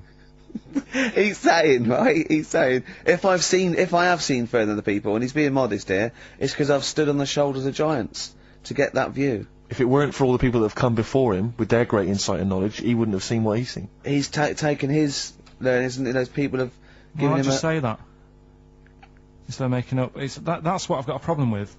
People don't say what they mean. Poetry, art, and in life though, people never say what they actually mean, and you know, there's loads of books on it. I don't know. But the point is that he's just summarised quite a tricky idea beautifully. It's beautiful. That gets into you much deeper than just the words, than just the literal words. You know what I mean? One of my favourites is from an American novelist, and the quote is talking about the subject of fame and being famous. Fame is a mask that eats into the face. Don't you think that's amazing? Meaning? Well, meaning that fame is something that it's artificial, that you wear initially, you become famous, but it's ethereal, it's nothing, it's intangible, it's just an artifice. But if you stay famous long enough, you begin to think that mask you're wearing is really your real face. So that you begin to, you know, think that you are more than you perhaps are. Do you see what I mean? In the way that fame and power can corrupt. Oh, who said that? No, it's an American novelist, I forget his name. Yeah, it's alright, yeah, there's something in that. Yeah. Okay. Pick another one, right? Yeah, let's have a look. Oh, Bernard Shaw, he's no slouch. I think maybe when you take this book of quotations home, Carl, you should maybe just draw up maybe a list of 3 or 4 of your favourites and tell them next week. I want to do Shaw, Wilde, I look at Shakespeare as well, you know, he's... What, are you a fan of Shakespeare? No. Go on, what's your problem with it? Just, the way they speak. I can't follow it. Yeah. Yeah. Do you like West Side Story? It's really old as well. I can't relate to it. It's like years and years ago, isn't it? That's why I like Churchill. Because 1940s. Yeah. Look at this. Look at this. This is Shaw. Okay. There are 2 tragedies in life. One is not to get your heart's desire. The other is to get it. Again, how would you see that in your little? Well, that's one homework then. I'll mark that. That's your homework. You got to work that out. You've got to tell me what you think of it. Say again? Don't ask Suzanne. It's there. Right. There are 2 tragedies in life. One is not to get your heart's desire. The other is to get it. Okay? Take that home with you, and we'll be hearing Karl come up with some amazing quotations next week. Yeah, pick out your favourites. Now, Karl, you read a quote book. What did you learn from it? Tell us some pearls of wisdom. Just keep it down to 1 or 2, your favourite things and why you like them. Right, well, you said just pick a couple. Yeah. Right? So I wrote a couple down last night. And what I did, so they weren't boring, right? I've sort of... Don't think you can ever be boring, No, but what I've done, I've took like different ones. So I've took a good one, that I think, yeah, that's a good quote, that was worth putting in a book. I put one that isn't really a quote, so I don't understand it. Oh, yeah. One that isn't clever. and a funny one. So a bit of variation all out of one book. Oh, how long did this take you? What did you do? Did you sort of like sit? About half an hour last night. And did you sit sort of like quietly at a desk or something?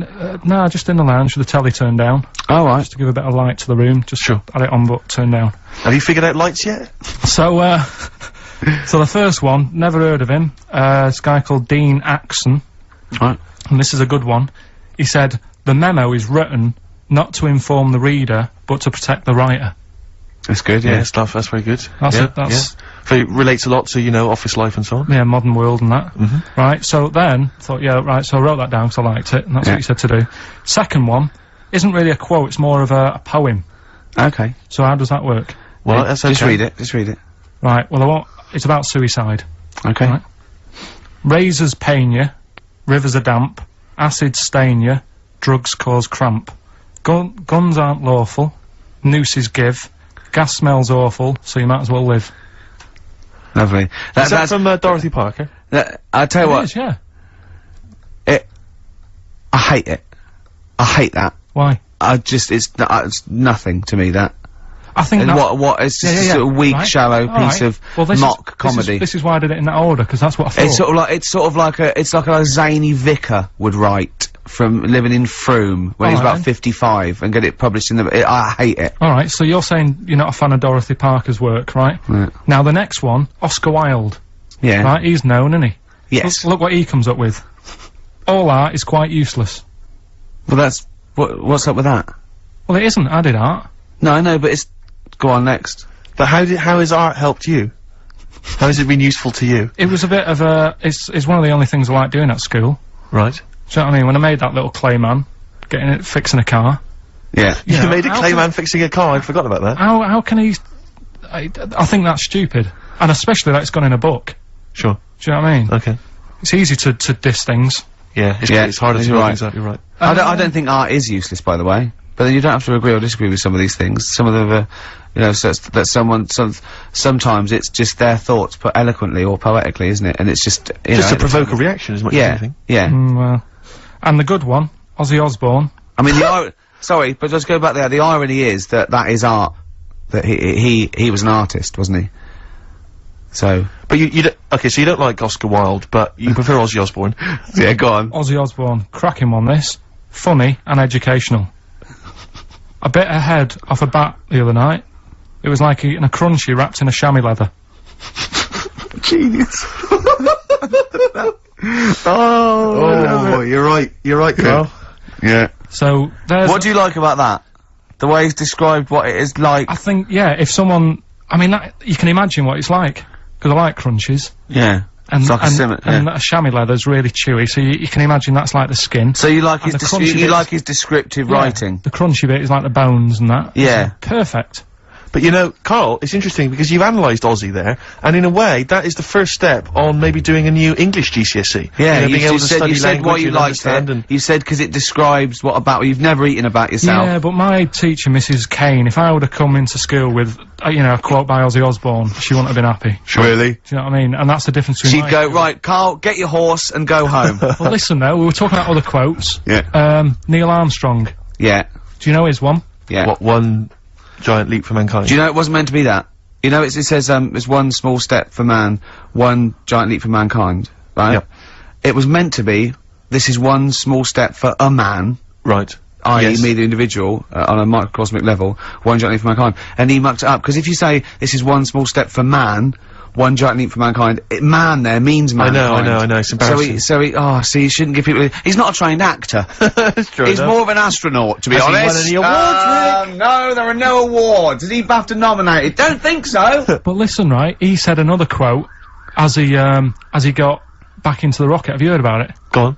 Well, we run out of time, and I'm just wondering whether it's worth saving as a bit of a teaser for next week.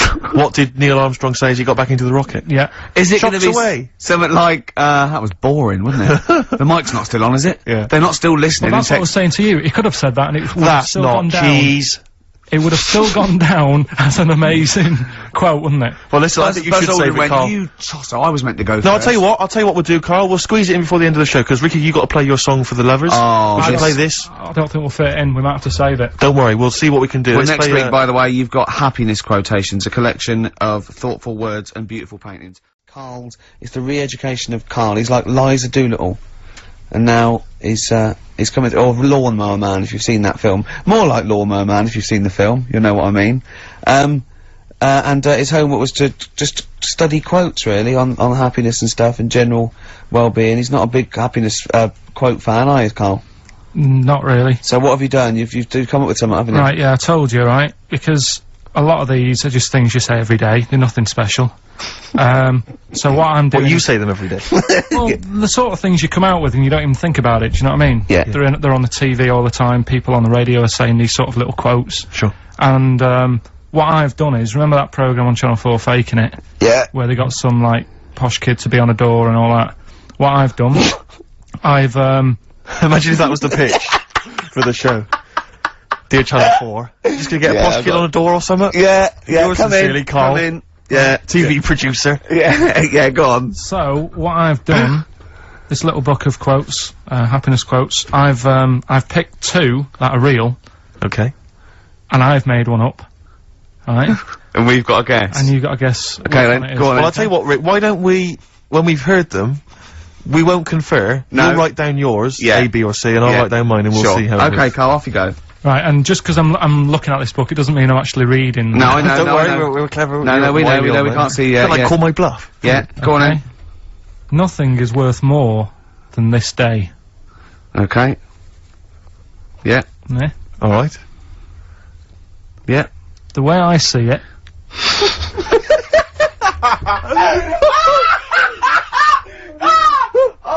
Oh God, my head's gonna burst. No, hang on. My head's gonna burst. No, Hang no, on. this might not be Carl's. It might not be. How do you know I haven't tweaked them a little bit? Yeah, good Okay, point. fair Good enough. point. No, good point. The way I see it, if you want the rainbow, you got to put up with the rain.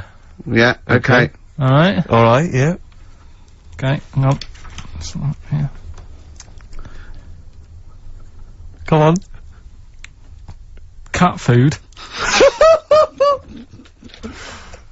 Cat food, go on. It stinks a bit, but if you don't put up with the smell, the little kitten will die. Steve, I don't know what to say. I don't know what to say. Imagine this in faking it. Imagine their faces when he says that, and they're going, "Oh my God." Read them again. Two were real. One was fake. Go on then. Right. First one. Nothing is worth more than this day. Excellent. Next one. What does that mean? Well, cherish now, cherish your time. Okay. Because you can't get it back, and Yeah. you know. That's the way I saw it. Carpe diem, whatever it is, seize the day and all that. Okay. If you want the rainbow, you've got to put up with the rain. Yeah, of course. Yeah, rough with the smooth. You know, it's not all plain sailing, but you know, rainbow's beautiful, but it comes because of the rain, which you might not like. So Yeah. make the most of everything, and yeah. Good. Cat food doesn't smell good, but if you don't put up with it, then the little kitten will die. Right, no, Carl, that is a good effort. Now that one's yours. I mean, obviously, right? Right. Right, no, but it's a good effort, right? I mean, it slipped seamlessly into the others. Yeah. I don't think it didn't. No, but it's good. I mean, we knew it was that one, but, what I will say is, it's good, but what you don't know, maybe subconsciously, is, I mean, it's very similar to, the putting up with the rain and the rainbow, but that's good. Why do you think that? Well... What does mine mean? Well, even though it smells bad, it's good for something. Right, So see, that's I didn't look at it like that. What do you look at that? I kind of thought... Was yours more specifically about cat food, generally? Because you know, normally they it's an analogy. Yeah, or a metaphor for something, you know, much bigger. Well, no, the way I mean, looked at it- Dolly Parton, who I think did the rain thing, she wasn't specifically concerned about weather conditions. No. It was a sort of general idea. It was all about life. Yeah. Well, that's what I've done. Go on, I've used an everyday thing Yeah. and put it with today's problems, right? Go on. So, like, my girlfriend, yeah? She might like to go shopping for clothes. I hate it. Right. But because I love her, I put up with it. Ah, that's nice. Yeah? Yeah. So, you love that little kitten. You can't stand the smell of the stuff you got to feed it. But because you love it, you go, well, you know, I'll put up with this just for a few minutes, and then I can, like, squeeze its head later and give it a little... Sorry. Can we go back? You know, stroke its head and stuff. Oh, right. Yeah. Sorry, it was a bit of a slip, was it? Squeeze its little head. Yeah. Yeah, well, that's just the thing that I do with cats. Put it in a bag and drown it in a lake. I can feed it and then I can throw it against the wall. Exactly. So you didn't see it like that, did you? No, that's very good. So it's about love, is it? It's about putting up with the bad things for something you love. Yeah. Well, that's nice. But Carl, you seem now to be convinced and rather smug that you've tricked us and that you've fooled us and that we didn't understand it. Well, I say that's your fault, not ours. No, it's not, though. I mean, look, that man in Forrest Gump, he was a bit of a nutter. And he came up with the life as a box of chocolates thing. Yeah. Now, if that was in this book, you'd say, oh yeah, brilliant, you know, good bit of work. But if he was sat here doing the show with you, yeah, you'd be taking the mickey out of him. Sometimes I feel he is. Right, tell us about this woman. Well, it was just because you were saying about the, you know, our living... We are broadcasting now, aren't we? This is actually going out, this is live. This isn't us sort of like... Yeah, but you were just talking about how I lived in an odd village. Yeah. With kids with big heads and all that, right? And what I wanted to do... What is that again? There's two kids with big heads. Yeah, they just had sort of big heads and webbed hands and that. They went to my school, and when I spoke to my dad the other day, because I'm going to see my mum and dad tomorrow. Oh yeah. So I said, have we got any school photographs with the big-headed kids in? And he said, no, nobody bought those sort of school photos because they were in it, so it was always a bit ruined. But I said, well, no. No, he said sales would, you know, because he obviously talked to other dads and stuff like that, and he just said, oh, no one bought them. But anyway, so I would love them. Yeah. That's why I'd buy them. Yeah, but I wouldn't stand out, would I? If it's on the mantelpiece. Well, yeah, well. So, but anyway, so I was talking about, you know. When you say they had big heads, what do you mean? Do they look like someone from Doctor Who? They were just quite big. But they weren't related? No. So why did two blokes with big heads and webbed feet? I lived in a weird area. There was a chemical plant close by. I can't believe you've never told us that before. That explains a lot. Not just the freaks in your neighbourhood, but no, there was loads of weird stuff going on. There was this, like I said, there was this woman who used to like live in one of the council flats, right? And she had a three-wheeled sort of big. What do you call it? Three-wheeled son. He was the weirdest bloke we ever knew. Well, they call it like a big tricycle, but for an adult rather than one for a kid. It was a big one. It wasn't a motorbike though. It was a no. It was a push bike thing. Right, yeah. And she used to sort of ride down the road with a fella sat in the basket on the back with his like legs dangling over, and they'd be going to like the pub and what have you. Was it a different fella each time or the same one? Yeah, little sort of bald-headed fella. Sure, it was in collection for like organs and things. Bring out your ill. And then people just throw Grandad just in the back and go, right, we're getting £4 for Grandad. But she's got a lovely pair of testicles on him. They're very low, but they're extremely... Bring out your dead or nearly dead. She used to pick on her husband quite a lot. They'd be in the pub and what have you, and they'd be sat by themselves, but she'd always be sort of, you know, having a go at him, moaning at him, sort of pushing him about and that. So my dad and his mate, right, they went round to their house, knocked on the door, she answered, and he said he was a copper, right?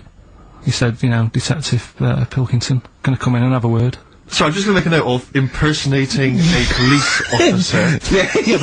For the good, he went in and sort of said, now, I've heard, you know, you picking on your husband a lot. Yeah. We'll be keeping an eye on you. Do it again, and there'll be trouble. And she backed off after that. She was alright. And how was the husband? Was he still in the basket though? Was he allowed to ever sort of like ride up front with her? Or was he just always in the basket? He just, she'd sort of stopped picking on him in public places and stuff. That's good. You can't get done, can you, just for doing that? I think impersonating a police officer. Well, you probably did. There was no gain. I think you can't impersonate a police officer full stop, but I think they'd probably be lenient on him that he was, you know. But let's face it, you know, he's not going to be caught because why would anyone know about it? It's not like his son's going to say it on a radio station, is it? And stitch him right up. Is this something you did generally? Kind of a little bit of like vigilante work? Just whatever, him and his mate, just, you know, if they saw something going on, they go, what can we do? Sure. A little scam can we do, or whatever. That's fantastic! That is brilliant. Right, okay, coming up, Knob News. And Monkey News. And Monkey News. Could I just say also that I do not advocate the use of vices on friends' heads. It's dangerous. Do not squeeze your mate's head in a vice. That's just between me and Karl, and you know. And Gervais is an experienced annoyer. And he probably wouldn't let me do it, to be honest. I have to offer him an awful lot of money. Also, do not smoke. There's no point. And floss. I wish I'd flossed when I was a kid. Also, if you've got a bicycle or anything like that for Christmas, please wear the correct safety gear. Whoa. What? Well, I got a bike as a kid. Yeah. Right? And my dad, you know, I think the helmets used to come with them and what have you. I popped it on, went out on my bike, coming back into the garden. Dad sees me. He said, "Come here." I said, "What?" He said, "I never want to see you wearing that helmet again. You look ridiculous." Tell that story that you were telling me about your dad when he was driving. Well, it's just that you were talking about. Well, I mentioned Forrest Gump. Yeah. And the Forrest Gump types. When my dad was when he was a taxi driver, yeah, he used to have to sort of do your bit for the local area. Oh God! By taking the Forrest Gump people to Blackpool.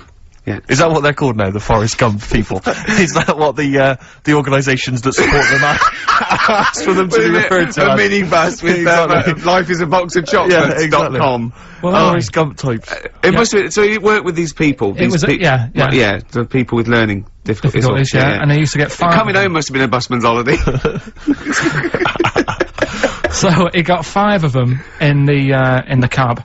Yeah. And he had to go to Blackpool, and 4 of them were really good, you know, behaving themselves, didn't mess about, weren't fighting and stuff, but there was one who was just causing loads of trouble and he couldn't control him. And what you've got to be able to do with people like that, you don't want them to get stressed out because it's not good for them. It stresses them out, and you could end up with a bit. Thanks, Dr. Karl. You could end up with a bit of a riot on your hands. So he thought, I'll nip this one in the bud right now, and he pulled up just on the outskirts of Blackpool, and he took the one out that was causing problems and put it in a wheelie bin. Oh, no! Oh, I'm sorry, I apologise. He did what? Oh, he did it for the good of the others. He put it in a wheelie bin, he was having a good time, he thought it was one of the rides. Can you stop saying it? Him. Yeah. He you know, he was having a good time, and once he calmed down, my dad went back and picked him up, and he was fine, he had a good time. What, he left him in there the whole time the others were in Blackpool? No, he left him there, not the whole day, probably about an hour and a half. In a wheelie bin? In a wheelie bin. Why couldn't he get out? Because, like, his arms were trapped on the thing. It's one of those... What, he tied him up? No, do you know, like, because he was a big fella, and, like, he managed to get him in so his arms were down the side like that, so he was a bit trapped. Wasn't he screaming and crying and stuff? He was making a bit of noise, but do you know what I mean? What, you feel served him right? Well, but anyway, I didn't really want to talk about it, he just brought it up because of Forrest Gump. Did his, family know about this? Is this the first time they'd have heard about this? He didn't get asked to do it again.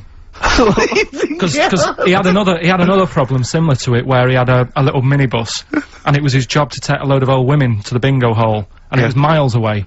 And he took him there. There was no problem. About 10 old women in a minibus. One of them was causing trouble, so he pulled over it. No, right, so he took him there, everything's fine, he dropped him off, they had a lovely night, right, they had a lovely night, won a bit of cash, coming back, it's a bit of a late night, and they all started moaning at him, going, I want to be dropped off here, take me there, I want to be dropped off first, I've got to get up early, blah blah, you know, my husband's expecting me, I'm already late, take me here first, take me there, and he just pulled up, in the middle of nowhere, said, get out. And he made them get out, and they all called for taxis. They charged that company who was meant to be taking him home in the minibus, and he got the sack. But a similar sort of story. You can't be dealing with it when people don't sort of just calm down and, like, solve the situation. Yeah. They're just all like, I want to be dropped off first, take me here first, take me... Yeah, so he acts like a madman. Same thing happened when I was at school and I had to play drums in Little Donkey. I didn't tell my parents, right? But my dad turned up anyway. And what happened? He, How old were you, Carl? Well, it was the school that I used to go to. Oh, yeah. Like, oh, yeah. So oh, yeah, you went, well, you used to go to the school you used to go to? No, but what I mean go is, on. I didn't go to secondary, did I? Sort of missed a lot of that. Sure. But primary I liked. Oh, it was all colouring in and stuff. Yep. And, it was a Christmas play, and I managed to get a part in it. And, did you audition? No.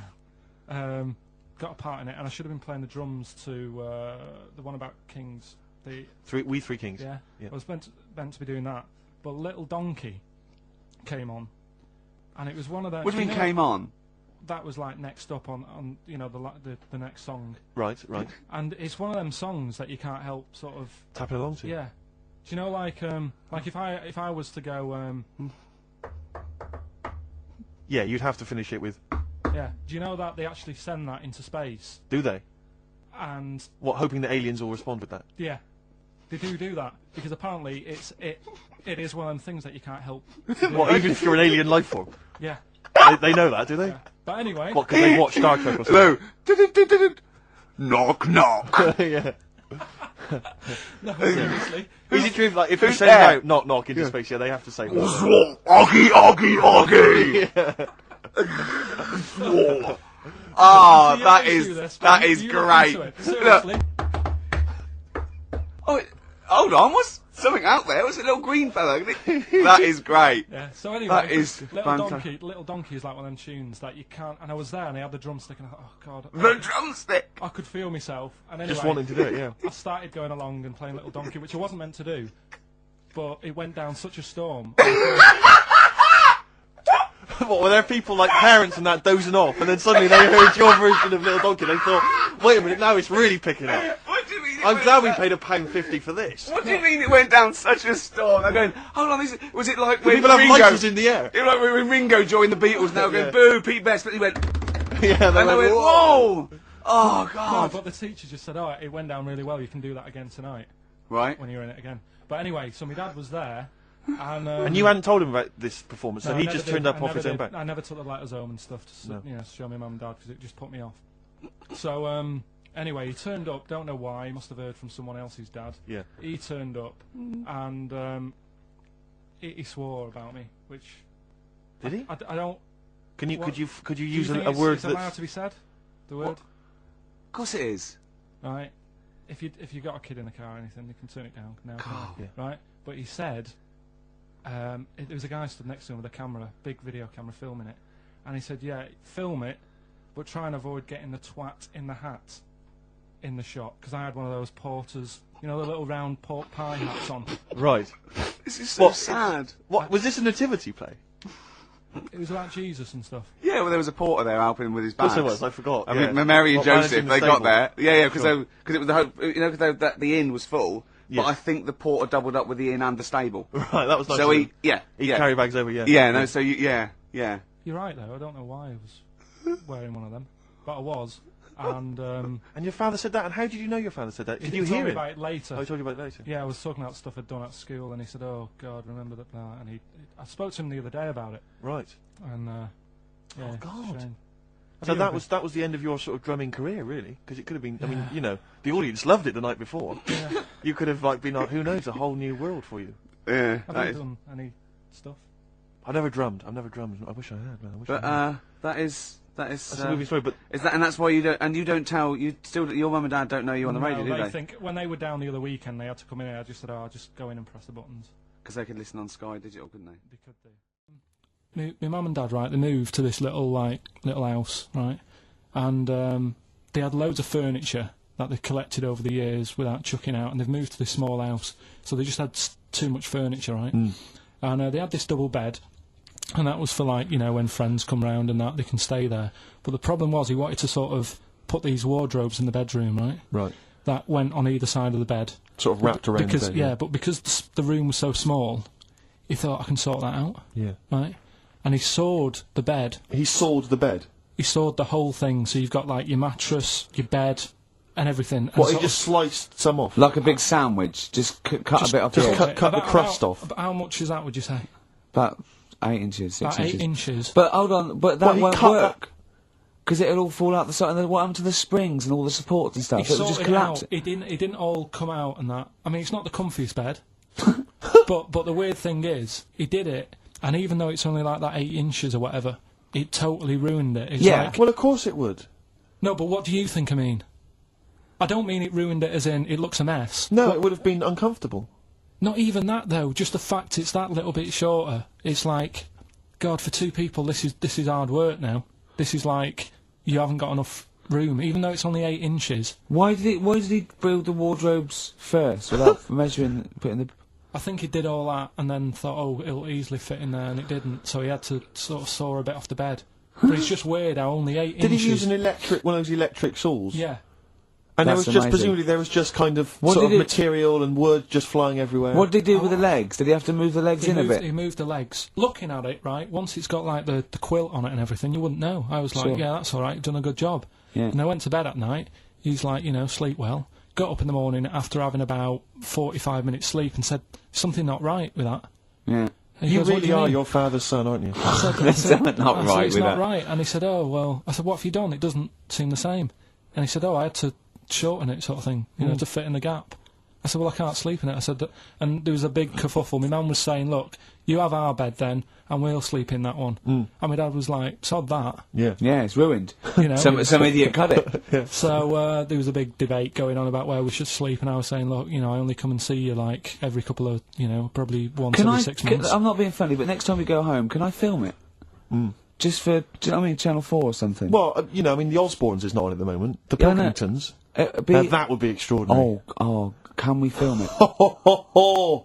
That's brilliant. Is anyone from Channel 5 listening to this show? Or Bravo? Yeah. The Pilkingtons. Weird though. Right, you know, I'd just been away with my mum and dad and that. Mm. And one of the things I always like doing is having a good chat with my dad about stuff he got up to when he was a kid and that. Yeah. Right, because he got up to loads of stuff. And every time I see him, he tells me something. And I think, it's like, why are you just telling me that now? It's brilliant. Yeah. Right. So, I mean, to me, he's kind of like Ronnie Biggs or someone. He's just the most extraordinary kind of. Well, this happened, right? character. I can't remember. There was a delay yesterday. There was problems on the Paddington line, and he was saying, "Oh, trains aren't what they used to be." Sure. He said, "You know," he said, "I was looking." They used to be horses, didn't they? Well, he was looking in the booklet, and it was saying, "Now you can have your bags collected if you want, but it costs you £5." Yeah. So that's outrageous. Sure, of course. Right. So he said that's the problem with this country. We've got good with computers and that, but when it comes to like getting service, it's gone out the window. Yeah. Right. So he said, when I worked on the trains, you know, and he was going on like this, that and the other. So I said, oh, I didn't know you worked on the trains. He said, yeah, when I was 18, right, it was his job to get the coal, right, and chuck it in the engine. Uh-huh. Right. And one day he's in Grand Central Station in Manchester, which is now the GMEX Centre. Right. Right. And that was like the main station. And he was in there. The fella who should have been sort of driving the train, right, he said, oh, I'm just nipping to the pub. Sure. So you just stay here, keep the engine topped up and stuff. Yeah. So he's like, yeah. For a quick getaway. Yeah. Right? So the fella goes in the pub, and my dad's in there, you know, putting the coal on. He did his bacon and eggs on a little shovel. Yeah, yeah. And anyway, fella comes up. He says, right, can you move the train forward now? Oh, blimey. So he was like, oh. So he didn't want to say, oh, the fella's in the pub, because he'd know, he'd say, what's he doing in the pub? He should be working, right? So he said, yeah, no problem, I'll sort it out. Right, so he puts it into gear, or whatever you do on them trains. Sure, right? puts it into first, yeah. Starts going forward. Now, people who don't know about trains, something that I learnt, is if you're carrying a load of coal or whatever on the back of it, they don't have brakes on each carriage, right? It's only the engine that has brakes on it. Uh-huh. So when you pull the brakes on the engine, the whole weight of what it's pulling is pushing you forward. Sure. Right? Yeah. So he doesn't realise this though, because he's just used to cooking bacon and eggs and chucking coal in. Of course, and yeah. right? So you've got to slam the brakes on sooner than you would normally. Yeah. Well, you have to anticipate it, I suppose. Yeah. But he didn't know that, course so he he's didn't, pulling in, he's thinking, right, Well, he's a Pilkington. I'll put the brakes on now. Yeah. Right? Puts the brakes on, the train just keeps going, he's going, oh god, it's not stopping. Sure. It ploughs right through the signal box. Right? Loads The of baboon damage. pulling the signals, don't know what to do. Yeah. Loads of damage done. Apparently, if it was today's money, Yeah. it'd be about £3 to £4 million worth of damage. It shut the station off for 4 weeks. But he didn't lose his job. The fella had lost his job, the one who was in the pub. Yeah. He said the funny thing was, he said like £4 million worth of damage. He did his ankle, his wrist in.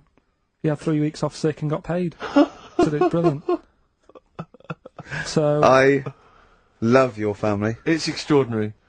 The Pilkington gene. Weird, isn't it? I'd like to see a documentary following you and your family. You'd have to get the family involved. No, the sort of stuff my dad goes on about. They'd never put it on telly. Oh, talking about my dad. Steve, you'll love this, right? Go on. My dad hates being ripped off, right? Yes, well, no, I can relate to that, that's important. Hates coming to London now. He always wants me to go and see them rather than come here, because he just thinks London is like a big rip-off. Mm. Last time he came, he got annoyed because I bought him a scone and a cup of tea for like 3 of us, and it was £14, and he just was livid. And then we had an argument about that, and then we went to the Millennium Wheel, and I said, do you fancy going on this? He said, oh, alright. Then he saw the price, and it was something like 20 quid or something. And he said, 20 quid to go up in the air to look at stuff that's on the ground. He said, I might as well stay on the ground. Brilliant. Right? Thought, good point. His logic is impeccable. So anyway, this is going on. Anyway, he spoke to me the other day. I said, how are things? Are you alright? He said, oh, being ripped off. I said, why? He said he ordered, do you know the place where he got a new bed from because he cut the other one in half? Yeah. Right? He got this bed out of a catalogue. So he sorted out a payment on the phone. He said, look, you're ripping me off a bit here on the interest thing, but well, let's do a deal. We'll sort out a new monthly payment that's different to what it says in the catalogue. And they said, yeah, we'll go along with that. Anyway, so he sorted that out. He was happy. The bed arrived. It's a nice bed. He said, that's great. So anyway, he got the bill for it, and it was the original price. Oh, I thought it might be the case, yeah. Right. So he called up and said, I'm not happy with this. He said, we said a deal. And I'm like, oh, no, don't know what you're talking about. He said, right, don't send me your catalogues anymore. He said, I'm not buying anything from you. You're a rip-off merchant. Right? So anyway, few weeks go by. Post comes. Only another catalogue in the post. He's livid. Right, so he was well annoyed. Yeah. So he looked on the back, and it said on it, this catalogue will always be property of, the company that does it. So you can't throw it away. If we request to have it back, we've got the permission to get it back off you, right? So he thought, right, well, they're out of order. I told them not to send me one, and they have done, and they're saying I can't chuck it away. So he called them up and said, all right, Mr. Pilkington here, bought a bed off you, you conned me, and that. But, forget that. We've dealt with that. You sent me a catalogue, I told you not to. It says on the back here that this will always be yours, yeah? So, in a way, you're using my house as a warehouse.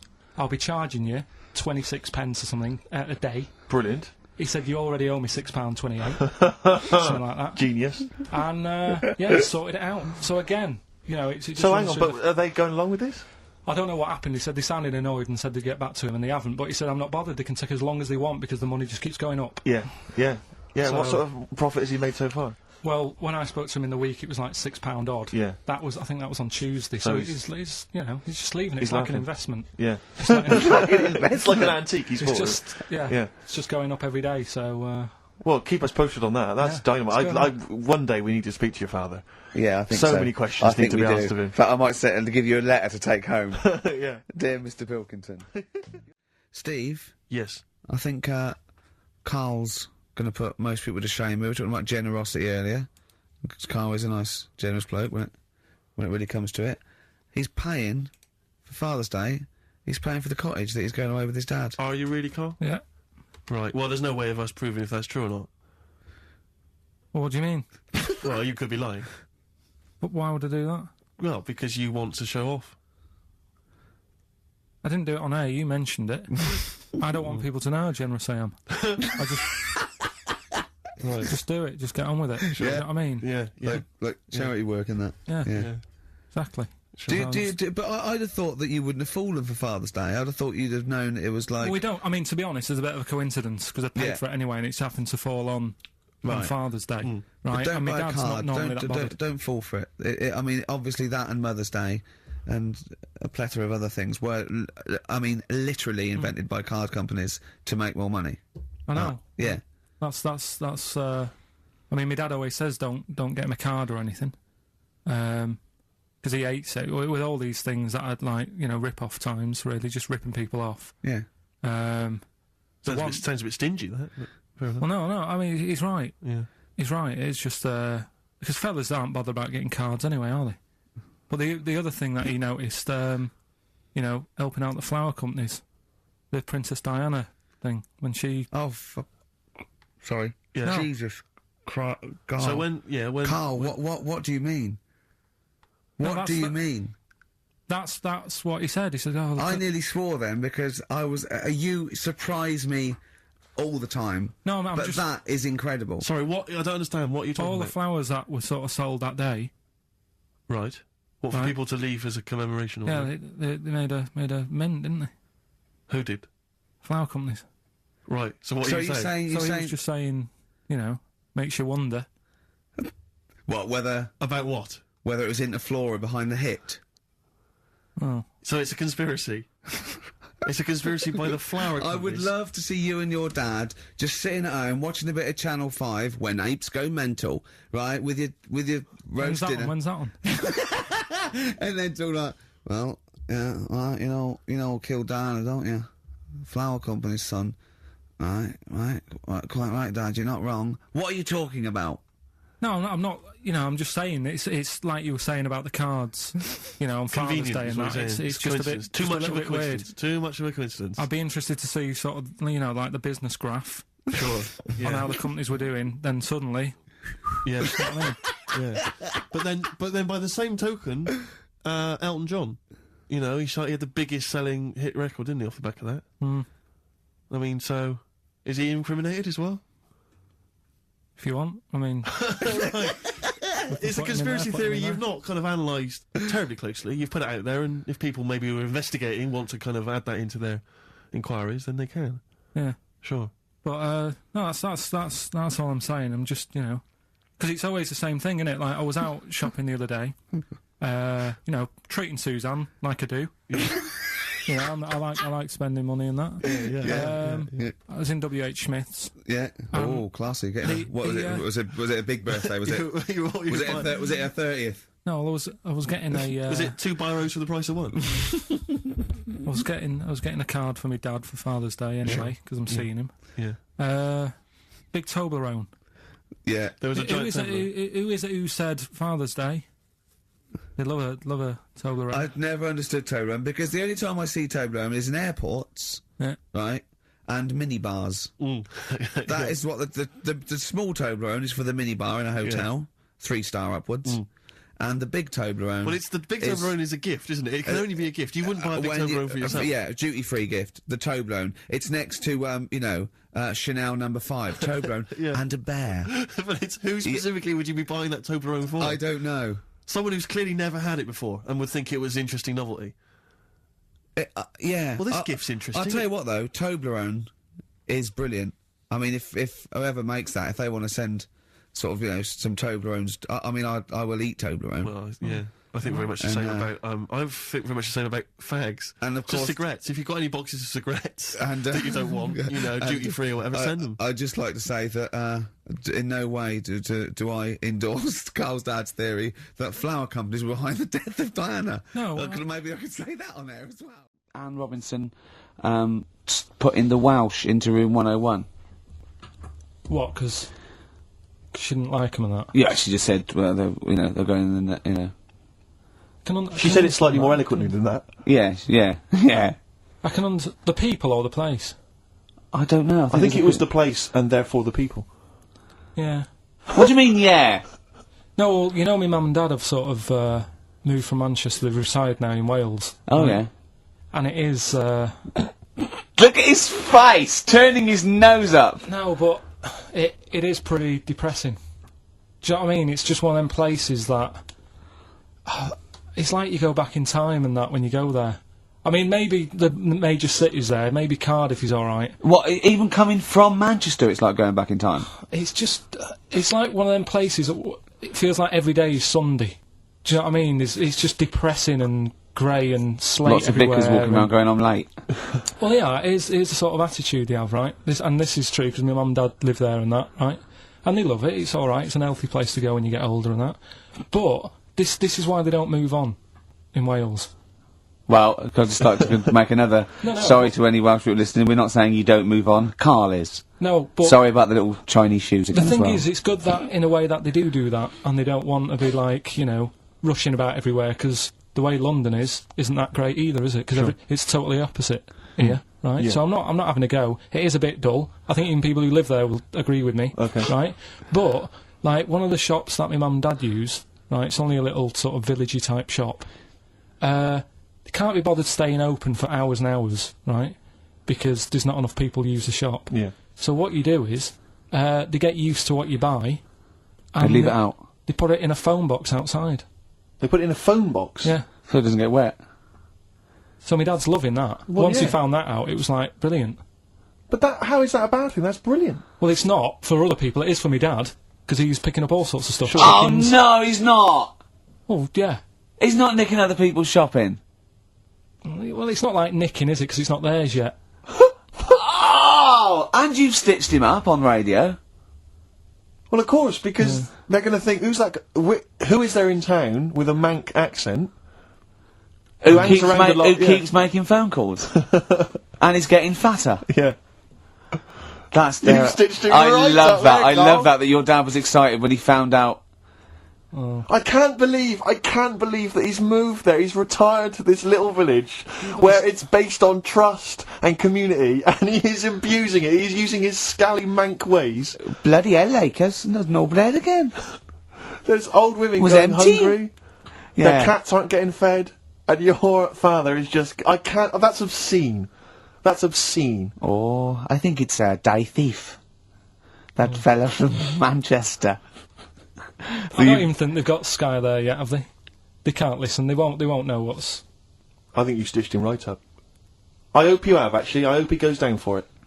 I hope he's hounded out of the community like Frankenstein's monster. Yeah. They should get burning torches, go up to the Set mansion. fire to his cottage. Yeah. Exactly. Right, well... He's out of the choir. Yeah.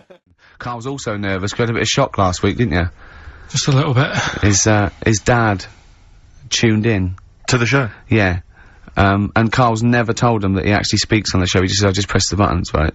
He's kept him from it. You used to do radio before and you never told him, did you? It's because the little donkey incident. Yeah. When he went along to...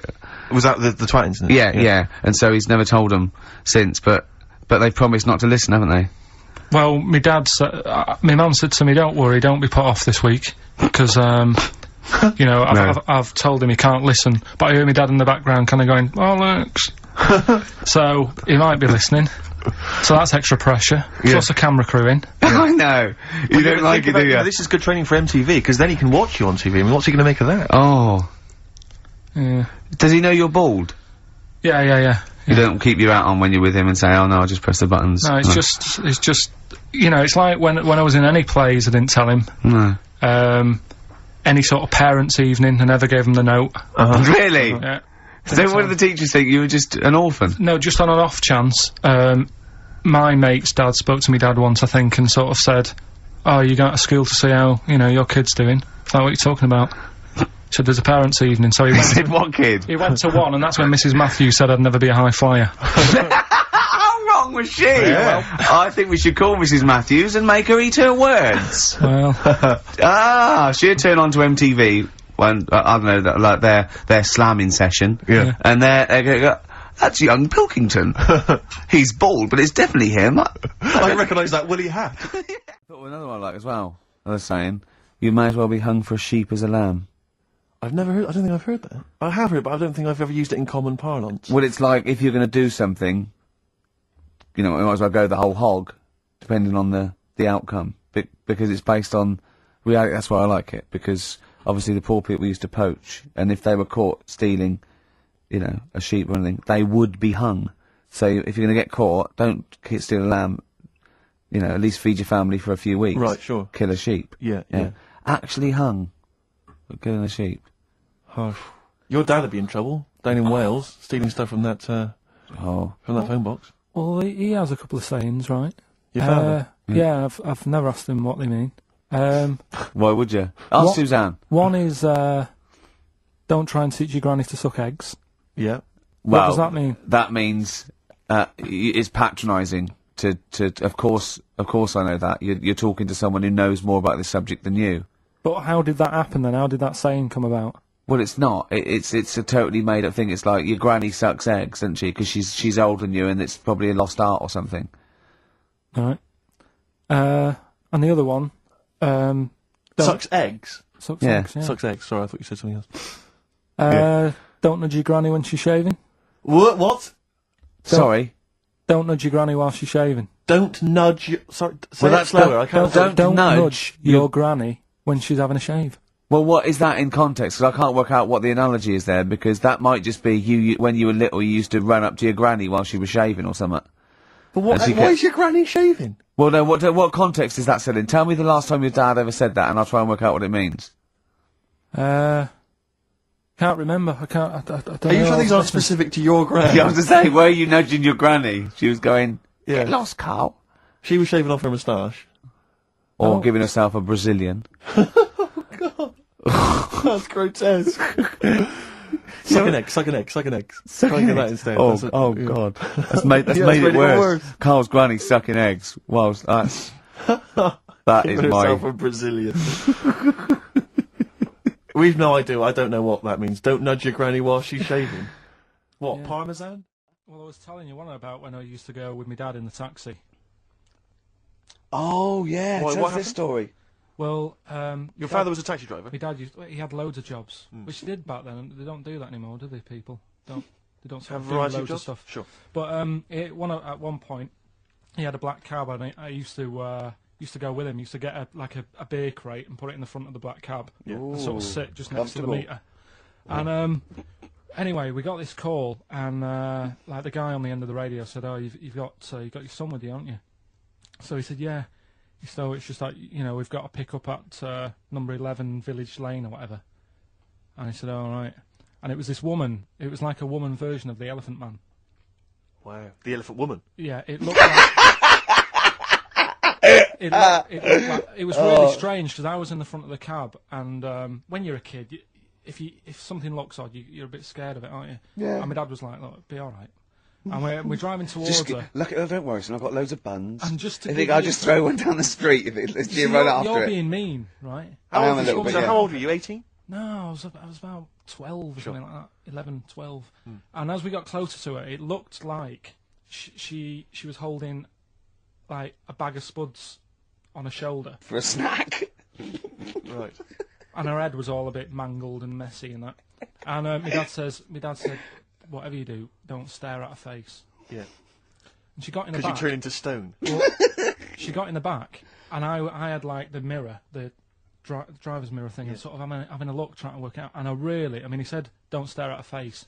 I couldn't work out where her face was. It was that weird. Oh God. So I'm not sure you're from Manchester. I think you're from like Narnia or something.